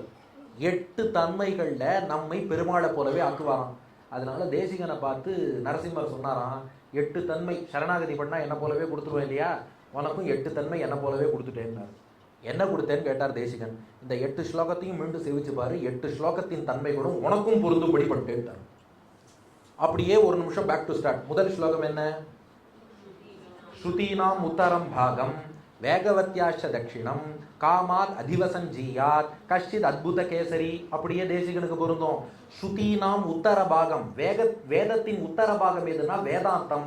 ஸ்ருதீனாம் உத்தரம் பாகம், வேதத்தின் உத்தர பாகமாகிய வேதாந்தத்தில் ஆச்சாரியனா இருந்ததுனால்தான் வேதாந்தாச்சாரியர். அவரே சாதிக்கிறார், வேட்பெரிய விரிதிர நீர் வையத்துள்ளே வேதாந்த ஆரியன் என்று இயம்ப நின்றோம்னு நம்பெருமாளே அவருக்கு வேதாந்தாச்சாரியன்னு ஸ்ருதீனாம் உத்தரம் பாகம் வேதத்தினுடைய பின்பகுதி வேதாந்த ஞானத்தை பெருமாளே கொடுத்துட்டார். வேகவத்யாஷ தட்சிணம், ஆமா அவரு வேகவதி கரையில தூப்பூர்ல தான் அவதாரம் பண்ணார். வேகவத்யாஷ தட்சிணம் காமாத் அதிவசஞ்சீயாத்து, பல்லாண்டு அவர் காமாத் விருப்பப்பட்டு இந்த பூமியில வந்து எழுந்தருளினார். கஷ்டித் அத்புத கேசரி, அவரும் அற்புத சிங்கம், அற்புத கேசரி, கவிதார்க்கிக கேசரி. அதனால கவியிலும் தர்க்கத்திலும் சிங்கம் என்னும்படியாக முதல் ஸ்லோகம் அவருக்கு பொருந்துபடிப்பட்டார் பெருமாள். ஒரு குணாச்சா? ரெண்டாவது ஸ்லோகம் என்ன? தபனேந்து அக்னி நயனஹா தாபான் அபச்சினோதுனஹா தாபனீய ரகசியானாம் சாரஹா காமாசிகா ஹரிஹி. தபனன் இந்து அக்னி, 3ஐயும் கண்ணாக கொண்டவர். ஆமா, தேசிகனுக்கு 3 பெருமாளை கண்ணா வச்சுட்டு இருந்தார். சூரியன் போல திருவேங்கட மலைக்கு மேல் சூரியனாக இருக்கக்கூடிய திருவேங்கடமுடையானையும், இந்து சந்திரனை போல சந்திர புஷ்கரிணி கரையில உள்ள ரங்க சந்திரனாகிய ரங்கநாதனையும், அக்னியிலே தோன்றிய காஞ்சி பேரருளாளனையும், தப்பனங்கிற திருவேங்கடமுடையான், அக்னின்னு சொல்லக்கூடிய காஞ்சி பேரருளாளன், சந்திரன் இந்துன்னு சொல்லக்கூடிய ரங்கநாதன், 3 பேரையும் நயனகா கண்ணாக கொண்டு சேவிச்சார். அப்புறம் தாபான் அபச்சினோத்துனகா, சிஷ்யர்களுடைய தாபங்கள் கட்டத்தெல்லாம் போகிறார். தாபனீய ரகசியானாம் சாரஹா, எம்பெருமானார் வழியில வந்த நரசிம்ம தாபனீய உபனிஷத் சாரத்தையும் தெரிஞ்சுட்டார். காமாசிகா ஹரிஹி, அவரும் சிங்கம் போல விளக்கி கொண்டிருக்கிறார். 2வது ஸ்லோகமும் அவருக்கு புரிந்துவிடுத்து. 3வது ஸ்லோகத்துல என்ன சொன்னார்? ஆகண்டம் ஆதிபுருஷம் கண்டீரவம் உபரி குட்டிதாரா தின்னார். அதாவது பாதி மிருகம் பாதி மனிதன்னு பெருமாள் வந்தார்னு. இவர் எப்படி வச்சாராம்? பாதி பக்தர் பாதி சிங்கம்னு வச்சுட்டார். ஆகண்டம் ஆதிபுருஷம், ஒரு லெவல் வரைக்கும் பக்தரா இருப்பாராம். உபரி கழுத்துக்கு மேல போயிட்டா கண்டீரவம் சிங்கமா மாறிடுவாராம். எப்படின்னா பக்தியோடு பகவானை குறித்து ஸ்லோகங்கள் பிரபந்தம் இதெல்லாம் பாடும்போது அப்படியே மெல்ல பக்தராக பக்தியில உருகி மஞ்சுளாவு சோலை சூழ் ஐந்தை மண்ணு சீர் வரையெடுத்து நிறையளித்த மாசில் வாசுதேவனே செஞ்சொல் அன்பர் சிந்தை கொண்டு தீதிலாத தூதனாய் தேரும் ஊர்ந்து தேசுயர்ந்த செல்வ தெய்வ நாயகா வெஞ்சொலாள கால தூதர் வீசு பாசம் வந்தென்மேல் விழுந்தழுந்தி யானையர்ந்து வீழ்வதற்கு முன்னமே அஞ்சல் அஞ்சல் அஞ்சல் என்று அழிக்க வேண்டும் அச்சுதா அடியவர்க்கும் அருளியக்கும் அடியவர்க்கு மெய்யனேன்னு அது வரைக்கும் பார்த்தா அவரை பக்தராக வச்சிருக்கார். ஆனா கண்டீரவம் உபரி வாதம்னு வந்துருத்துனா கர்ணேஷ ஏச கவிதார்க்கிக சிம்மநாதகான்னு கம்பீரமா சிம்மநாதம் போல வாதம் பண்ணுவாராம். இந்த யதிராஜ சப்தத்தில சுவாமி தேசிகன் சாதிக்கிறார், ஒரு பெரிய மலை, அந்த மலையில ஒரு குகை இருக்கு, குகையில ஒரு சிங்கம் படுத்துன்னு இருக்கு. கூட்டமாக யானைகள்லாம் மலையை போட்டு அழிக்க போறோம், துவம்சம் பண்ண போறோம்னு வந்துதான். யானைகள் வர சத்தம் கேட்டுட்டு இந்த சிங்கம் அங்கேருந்து யாரா அந்த யானைன்னு ஒரு முழக்கம் பண்ணித்தான். யானைகள்லாம் மலை பக்கமே வராம சிங்கத்தோட கர்ஜனையே கேட்டு பயந்து ஓடிவிட்டான். என்னன்னா ராமானுஜர் தான் அந்த மலையாம். ராமானுஜர்ங்கிற மலை குகையில உள்ள சிங்கம் தான் தேசிகனாம். இந்த யானைகள் யாருன்னா எதிர்த்து வாதம் பண்ண வரவா. ராமானுஜர்ங்கிற மலையை அடிச்சு நாங்க ஏதோ தகர்க்க போறோம், ராமானுஜ சம்பிரதாயத்தை வீழ்த்த போறோம், வாதம் பண்ண போறோம்னு யானை மாதிரி நிறைய பேர் வந்தா இவாளெல்லாம் வீழ்த்துறதுக்கு எதுக்கு மலை வரணும்? குகையில உள்ள ஒரு சிங்கம் யாருங்கன்னு ஒரு முழக்கம் முழங்கிட்டு அதை பார்த்தே எல்லாரும் பயந்து ஓடிட்டான்னு சாதிக்கிறார். அதனால அதுக்கு மேல கண்டீரவம் உபரி என்று பாதி மிருகம் பாதி மனிதன்கிற மாதிரி இவரை பாதி பக்தர் பாதி சிங்கம் என்று பக்தியிலே பாடும்போது பக்தியோடு பாடுங்கள், வாதம் செய்யும் போது சிங்கமாக இருங்கள்னு மூணாவது தன்மையும் பெருமாள் கொடுத்துட்டார். அடுத்து 4வது ஸ்லோகம். பந்து அகிலஸ்ய ஜந்தோஹோ பந்துர பர்யங்க பந்த ரமணீயம் விஷம விலோச்சனமீடே வேகவதி புலின கேளி நரசிம்மம். விஷம விலோச்சனம், அதாவது விஷம விலோச்சனம்னா வித்தியாசமான கண், அதாவது ஆட் நம்பர்ல இருக்குன்னு பார்த்தோம். இவருக்கும் ஒரு விஷம விலோச்சனத்தை கொடுத்தாராம் பெருமாள். அது என்னன்னா 3வது ஞானக்கண்ணை கொடுத்துட்டார். மற்றவாளுக்கெல்லாம் எது தெரியாதோ உனக்கும் ஆட் நம்பர்ல ஞானக்கண் உட்கண்ணுன்னு உன்னை கொடுத்துட்றேன், அதை கொண்டு மற்றவர்களால் சாமான்யமா தெரிந்து கொள்ள முடியாத விஷயத்தை நீ தெரிஞ்சுக்கோ. அந்த கண்ணை எப்படி கொடுத்தார்னா அதுவும் ஒரு விஷம விலோச்சனம் தான். அது எப்படின்னா எல்லாரும் பொதுவா அவாவாளுடைய ஆச்சாரியனின் அருளைத்தான் பெறுவார்கள். தேசிகன் மட்டும் ஆச்சாரியன் பிராச்சாரியன் 2 பேர் அருளை பெற்று விட்டார். அவர் ஆச்சாரியன் அப்புள்ளாருடைய அருளும் பெற்றார். அப்புள்ளாருக்கு ஆச்சாரியன் நடாதூர் அம்மாள். அவருடைய ஸ்ரீபாஷ்ய காலக்ஷேப கோஷ்டிக்கு 5 வயசு பாலதேசிகனை அப்புள்ளார் அழைத்து சென்ற போது நடாதுரம்மாள் அவர் தேஜஸை பார்த்துட்டு பிரதிஷ்டாபித வேதாந்தா பிரதிக்ஷிப்த பகிர்மதா பூயா ஸ்ரைவித்ய மான்யஸ்வம் பூரி கல்யாண பாஜனம்னு ஆசீர்வாதம் பண்ணி அந்த விலோச்சனத்தை கொடுத்து விஷம விலோச்சனம்ங்கிற ஞான கண்ணை கொடுத்து அவரையும் விஷம விலோச்சனாகிட்டார். இது 4வது ஸ்லோகம். அடுத்து 5வது ஸ்லோகம். 5வது ஸ்லோகம் என்ன? யோகம். ஸ்வஸ்தானேஷு மருத்கணா நியமயன் சுவாதீன சர்வேந்திரியான்னு யோகத்துல எப்படி எழுந்தருளி இருக்க வேண்டும் என்பதை நரசிம்மர் உலகத்துக்கு காமிச்சார். அதே போல நீயும் காட்டுன்றார். அதனாலதான் சததூஷணியில 11வது வாதத்தை தொடங்கிறதுக்கு முன்னாடி ஹயக்ரீவர் சததூஷணியில ஒவ்வொரு வாதத்தின் முன்பும் ஹயக்ரீவருக்கு ஒரு ஸ்லோகம் எழுதுவார் தேசிகர். சததூஷணியில மொத்தம் 100 வாதங்கள், நமக்கு கிடைச்சது 66. அதுல 11வது வாதம். அதை தொடங்கும் போது ஹயக்ரீவரை ஸ்தோத்திரம் பண்றார். சப்ரஜாத ஸ்திதி மதிகதே நிர்விகல்பே சமாதௌ சாந்தாவத்ய ஸ்திமித பகுலா நந்த சந்தோகமந்தஹா யத்தத் பிரம்ம ஸ்புரதி யமினாம் பூர்ண ஷாட்குண்ய ரூபம் சாமே நித்யம் ஹிருதிஹயமுகி தேவதா சந்நிதத்தாம்.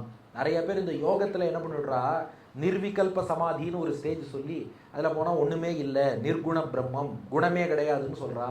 கிடையவே கிடையாது. அந்த யோகத்திலே அல்டிமேட் நிலை, அந்த சமாதி நிலை வந்தாலும் ஷாட்குண்ய பூர்ண ஞானம், பலம், வீரியம், சக்தி, ஐஸ்வர்யம், தேஜஸ் உள்ளிட்ட எண்ணற்ற மங்கள குணங்களோடு எந்த பிரம்மம் தெரியுமோ அவர்தான் என் இதயத்தில் ஹயக்ரீவராக காட்சியளிக்கிறார்னு யோகத்தினுடைய சாரத்தை ரொம்ப சிறப்பாக சததூஷணியில அந்த 11வது வாதம் முழுக்க யோக ரகசியங்களை உலகத்துக்கு அவரும் எப்படி நரசிம்மர் யோகத்தை அமர்ந்து விளக்கினாரோ இவர் எழுதி விளக்கி கொடுத்துட்டார். இது 5வது பெருமை. அடுத்து 6வது ஸ்லோகம். நரசிம்மருடைய சிவந்த கை காக்கட்டும்னார். அதனால நரசிம்மர் என்ன பண்ணிட்டாராம், உங்களுடைய கையும் லேசா சிவந்து இருக்கட்டும். அதனால சுவாமி தேசிகனின் உள்ளங்கையில லேசான ஒரு சிவப்பு நிறம் இருக்குமோ. அது எதுக்குன்னா கருணையோடு உபதேசம் பண்ணுகிறார். அதனாலதான் சுவாமி தேசிகனின் திருக்குமாரர் அவருக்கு பிள்ளையந்தாதி பாடும்போது தொண்டர் உகக்கும் துணையடி வாழி நின் தூமுருவல் கொண்ட முகம் வாழி வாழி வியாக்கியா முத்திரை கைன்னு சொல்லி இந்த வியாக்கியான முத்திரையோடு இருக்கக்கூடிய அந்த திருக்கரங்களுக்கு பல்லாண்டு பாடினார். அப்படி அந்த கையையும் கொடுத்துட்டார். இது 6வது பெருமை.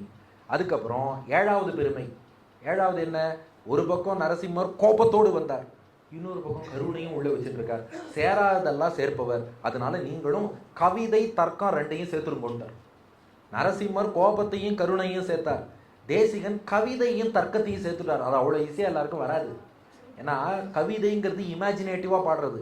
இமேஜினேட்டிவாக கவி பாடுறவா வந்து லாஜிக்கல் ஆர்குமெண்ட்ஸுக்கு ரொம்ப வரமாட்டா. ரொம்ப லாஜிக்கலாக தர்க்கம் நியாயம்னு பேசுகிறவாள்லாம் இமேஜினேட்டிவாக கவி பாட மாட்டா. இவர் எப்படின்னா ஒரு பக்கம் இமேஜினேட்டிவாக கவி பாடின்னு போவார். பெருமாளும் தாயாரும் செஸ் விளையாடின்னு இருக்கா, இந்த உலகமே செஸ் போர்டு, நாம எல்லாரும் செஸ் காயின்ஸாக இருக்கோம், நம்மளெல்லாம் நகர்த்தி நகர்த்தி பெருமாளும் தாயாரும் செஸ் விளையாடுறான்னு ஒரு பக்கம் அப்படி ஒரு வாதம் பண்ணுவார்.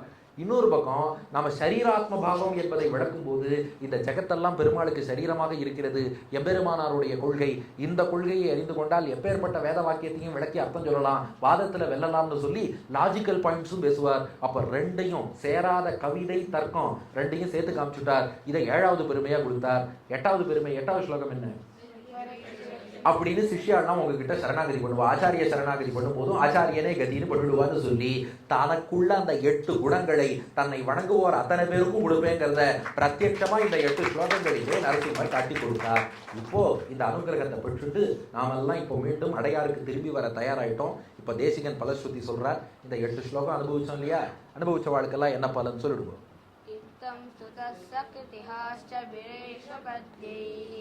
श्रीवेङ्कटेशरचितैश्चिरसेन्दवन्द्यः दुर्दान्तघोरदुरितद्विरदेन्द्रवेदिः कामासिकानरारिर्वितनोतु कामान् इत्थं स्तुतः सकृतिहाष्टभिरेशपद्यैः श्रीवेङ्कटेशरचितैस्त्रिदशेन्द्रवन्द्यः दुर्दान्तघोरदुरितद्विरदेन्द्रभेदी காமாசிகா நரஹரிர் விதனோது காமான். அதாவது இத்தம் ஸ்துதா, இப்படி 8 ஸ்லோகங்களாலே துதிக்கப்பட்ட நரசிம்மர்.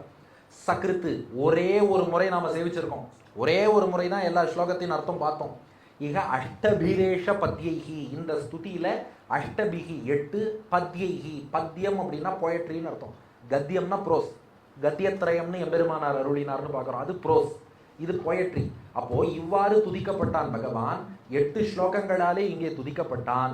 இதெல்லாம் யாரால் ஏற்றப்பட்டதுன்னா ஸ்ரீ வெங்கடேஷ ரச்சிதை, ஸ்ரீ வெங்கடேஷ ரச்சிதைஹி, ஸ்ரீ வெங்கடேசன் என்று போற்றப்படும் சுவாமி வேதாந்த தேசிகனாலே இவையெல்லாம் இயற்றப்பட்டது. திரிதசேந்திர வந்தியா, அந்த நரசிம்மர் எப்படிப்பட்டவர்னா திரிதசனா தேவர்கள், திரிதசேந்திரன்னா அந்த தேவர்களின் தலைவர்களாலும் கூட வந்தியகா வணங்கப்படுபவர். அப்போ தேவர்களெல்லாம் போற்றும் அந்த நரசிம்மரை இந்த 8 ஸ்லோகங்களாலே ஒரு முறை ஸ்ரீ வெங்கடேசன் என்ற கவியாகிய சுவாமி வேதாந்த தேசிகன் துதித்திருக்கிறார். இது என்ன பண்ணும்னா, இதை சொன்னவாளுக்கெல்லாம் நரசிம்மர் செய்யக்கூடிய அனுகிரகம் துர்தாந்த கோர துரித துவிரதேந்திர பேதி. பொதுவாக சிங்கம் என்ன பண்ணும்னா யானை அடிச்சு புலந்துரும். இந்த நம்ம நரசிம்மர் இருக்காரு வேளுக்கை ஆளரி, அவரை யானை அடிச்சு பிழப்பாராம். எந்த யானைனா நம்ம பாவங்களாகிய யானைகள், துர்தாந்த போக்க முடியாத கோர பயங்கரமான துரித பாவங்களை, விரதேந்திர பேதி, யா அந்த பேதி இல்லை, பேதம்னா அடிச்சு பிளக்கிறது. அப்போ போக்க முடியாத கோரமான பாபங்கள் என்ற யானைகளை எல்லாம் பேதி அடிச்சு பேதம் பண்ணி பிளந்து வதம் பண்ணக்கூடிய சிங்கமாகிய நரசிம்மர். அவர் யாரு? காம ஆசிகா, காமம் விருப்பத்தோடு இருக்கை அமர்ந்திருக்கக்கூடிய வேள் இருக்கை வேளுக்கை நரகரிகி ஆளரி, வேளுக்கை ஆளரி, விண்ணகரம் வெக்கா விரைதிரநீர் வேங்கடம் மண்ணகரம் மாமாட வேளுக்கை மண்ணகத்த தென்குடந்தை தேனார் திருவரங்கம் தென்கோட்டி தன்குடங்கை நீரேற்றான் தாழ்வு என்று அவர் விரும்பி காமாசிகா நரகரிகின்னு அந்த திருவேளுக்கையில எழுந்தருளியிருக்காரே அவர் விதனோத்து காமான். நீங்க என்னென்ன விருப்பம், காமம்னா ஆசை, விருப்பம், பிரார்த்தனை, என்னென்ன பிரார்த்தனையோடு வந்திருக்காளோ வித்தனோத்து எல்லாத்தையும் பூர்த்தி பண்ணி கொடுப்பார். காமாசிகா நரஹரிஹி வித்தனோத்து காமான். அப்போ சுவாமி தேசிகன் அருளிய இந்த 8 ஸ்லோகங்களையும் யாரெல்லாம் ஒரு முறை, ஒரு முறையோட நிறுத்திட வேண்டாம், யாரெல்லாம் ஒரு முறை சேவிக்கிறாளோ அவ அத்தனை பேருக்கும் கோரமான போக்க முடியாத பாப்பங்கள்ங்கிற யானைகளை எல்லாம் அந்த நரசிம்மருங்கிற சிங்கம் அடித்து துவம்சம் பண்ணி அவளுடைய விருப்பங்கள் அத்தனையும் வேளுக்கையாளரை நிறைவேற்றி கொடுப்பார்னு சொல்ல, ஆஹா இப்படிப்பட்ட பகவத் அனுகிரகம் கிடைத்ததேன்னு அப்படியே சுவாமி தேசிகனுக்கும் நன்றி சொல்லி கவிதார்த்திக சிம்ஹாய கல்யாண குணசாலினே ஸ்ரீமதே வெங்கடேஷாய வேதாந்த வரவே நமகான்னு சொல்லி அந்த வேளுக்கை ஆளரியாகிய எம்பெருமான் லக்ஷ்மி நரசிம்மன் திருவடிகளே சரணம், தொய் ரக்ஷதி ரக்ஷகை கிம்மன்யைஹி தொய்சா ரக்ஷதி ரக்ஷகை கிம்மன்யைஹின்னு அவர்கிட்ட பிரார்த்தனை பண்ணிட்டு அப்படியே அவருடைய பிரசாதத்தையும் வாங்கிட்டு அப்படியே மீண்டும் வந்து உட்காந்து கண்ணை திறந்து பார்த்தா மணி 7:25. நாம் இப்போ அடையாறுல பழையபடி அதே இடத்தில் இல்லத்திலே வந்து ஸ்ரீமதி இந்திரா அம்மங்கார் அவர்களுடைய இல்லத்திலே வந்து நாம் பழையபடி அமர்ந்து இருக்கிறோம். வேடுக்க யாத்திரை என்பது நல்லபடியாக பூர்த்தியாச்சு. இப்படிப்பட்ட ஒரு மானசீக யாத்திரை சென்று வரக்கூடிய பாக்கியத்தை நல்கியமைக்காக குடும்பத்தாருக்கும் வந்திருந்து பெருந்திரளா, ஏன்னா ஒரு யாத்திரைன்னு சொன்னால் எப்போதுமே அதுக்கு கூட்டம் ரொம்ப அதிகமாகிடும் பார்க்குறோம். அது போல தான் இங்கேயும் எத்தனையோ பேர் நின்றுடெல்லாம் உபன்யாசத்தை அனுபவிச்சேள். அவள் அத்தனை பேருக்கும் என்னுடைய மனமார்ந்த நன்றியை தெரிவித்துக் கொண்டு, நரசிம்மருடைய திருவருள் நம்முடை நம்பெருமான், இப்போ புரியறதா ஏன் திருமங்கை ஆழ்வார் அப்படி சொன்னார்னு? இவ்வளவு தூரம் அனுகிரகம் பண்ணுற பெருமாள், அதனால தான் டபுள் சூப்பர்லேட்டிவ் மாதிரி நம்முடை நம்பெருமான் தான். அந்த நம்முடை நம்பெருமான் அவனுடைய அனுகிரகம் நம் அருள் நம்ம அத்தனை பேருக்கும் நன்றாக நம் இல்லங்களில் நிறைய வேண்டும் என்று பிரார்த்தித்து வாய்ப்புக்கு நன்றி கூறி இத்தோடு நிறைவு செய்கிறேன். நன்றி, வணக்கம். கேள் இவர் உரைகளை, சிற்றறிவாயினும் உடைப்பார் சிறைகளை ஏற்று குறைப்பேன் இவரது நினைவலை. என் கலை அறியா மருத்துவன் என்பார், என் கொண்டே எழுகூற்று இருக்கை அமைப்பார். பண்பல படைத்து பெரியோர் பணிவார், கண்போல் ஆசான் கருத்தை துதிப்பார். முப்பாத சீமாட்டி கோதை மட்டுமா, செவ்விடம் கிரீடையில் இவரும் சீமானே. என் கொண்டே எழுகூற்றிருக்கை அமைப்பார், பண்பல படைத்து பெரியோர் பணிவார், கண்போல் ஆசான் கருத்தை துதிப்பார். முப்பது சீமாட்டி கோதை மட்டுமா, செப்பிடும் 3Dயில் இவரும் சீமானே. எப்பதும் யார்வாய் கேட்பினும் அதிலே பொற்பதம் எது என பாங்காய் எடுப்பார். திரை இசை கலிலும் திருமாலை காணும் பெருமதி படைத்த பேரறிவாளா. வரைமுறை உடனே அனைத்தையும் விளக்கும் அருங்குரல் பெற்ற எம்முடைய அன்புடை ஆசான். மாபெரும் சபையில் அவரமர்ந்தார் பூ மாலைகள் அலங்கரிக்கும், மாற்றுக்குறையாத மனிதர் இவன் என்று பாமாலைகள் கவிபிடிக்கும். திராவிட மொழி பெருமழையாய் பொழிய, வடமொழி புலமை வெள்ளமாய் பாய, சுடராழி வெண்சங்குடியோன் அருளால் படருடி புகழாய்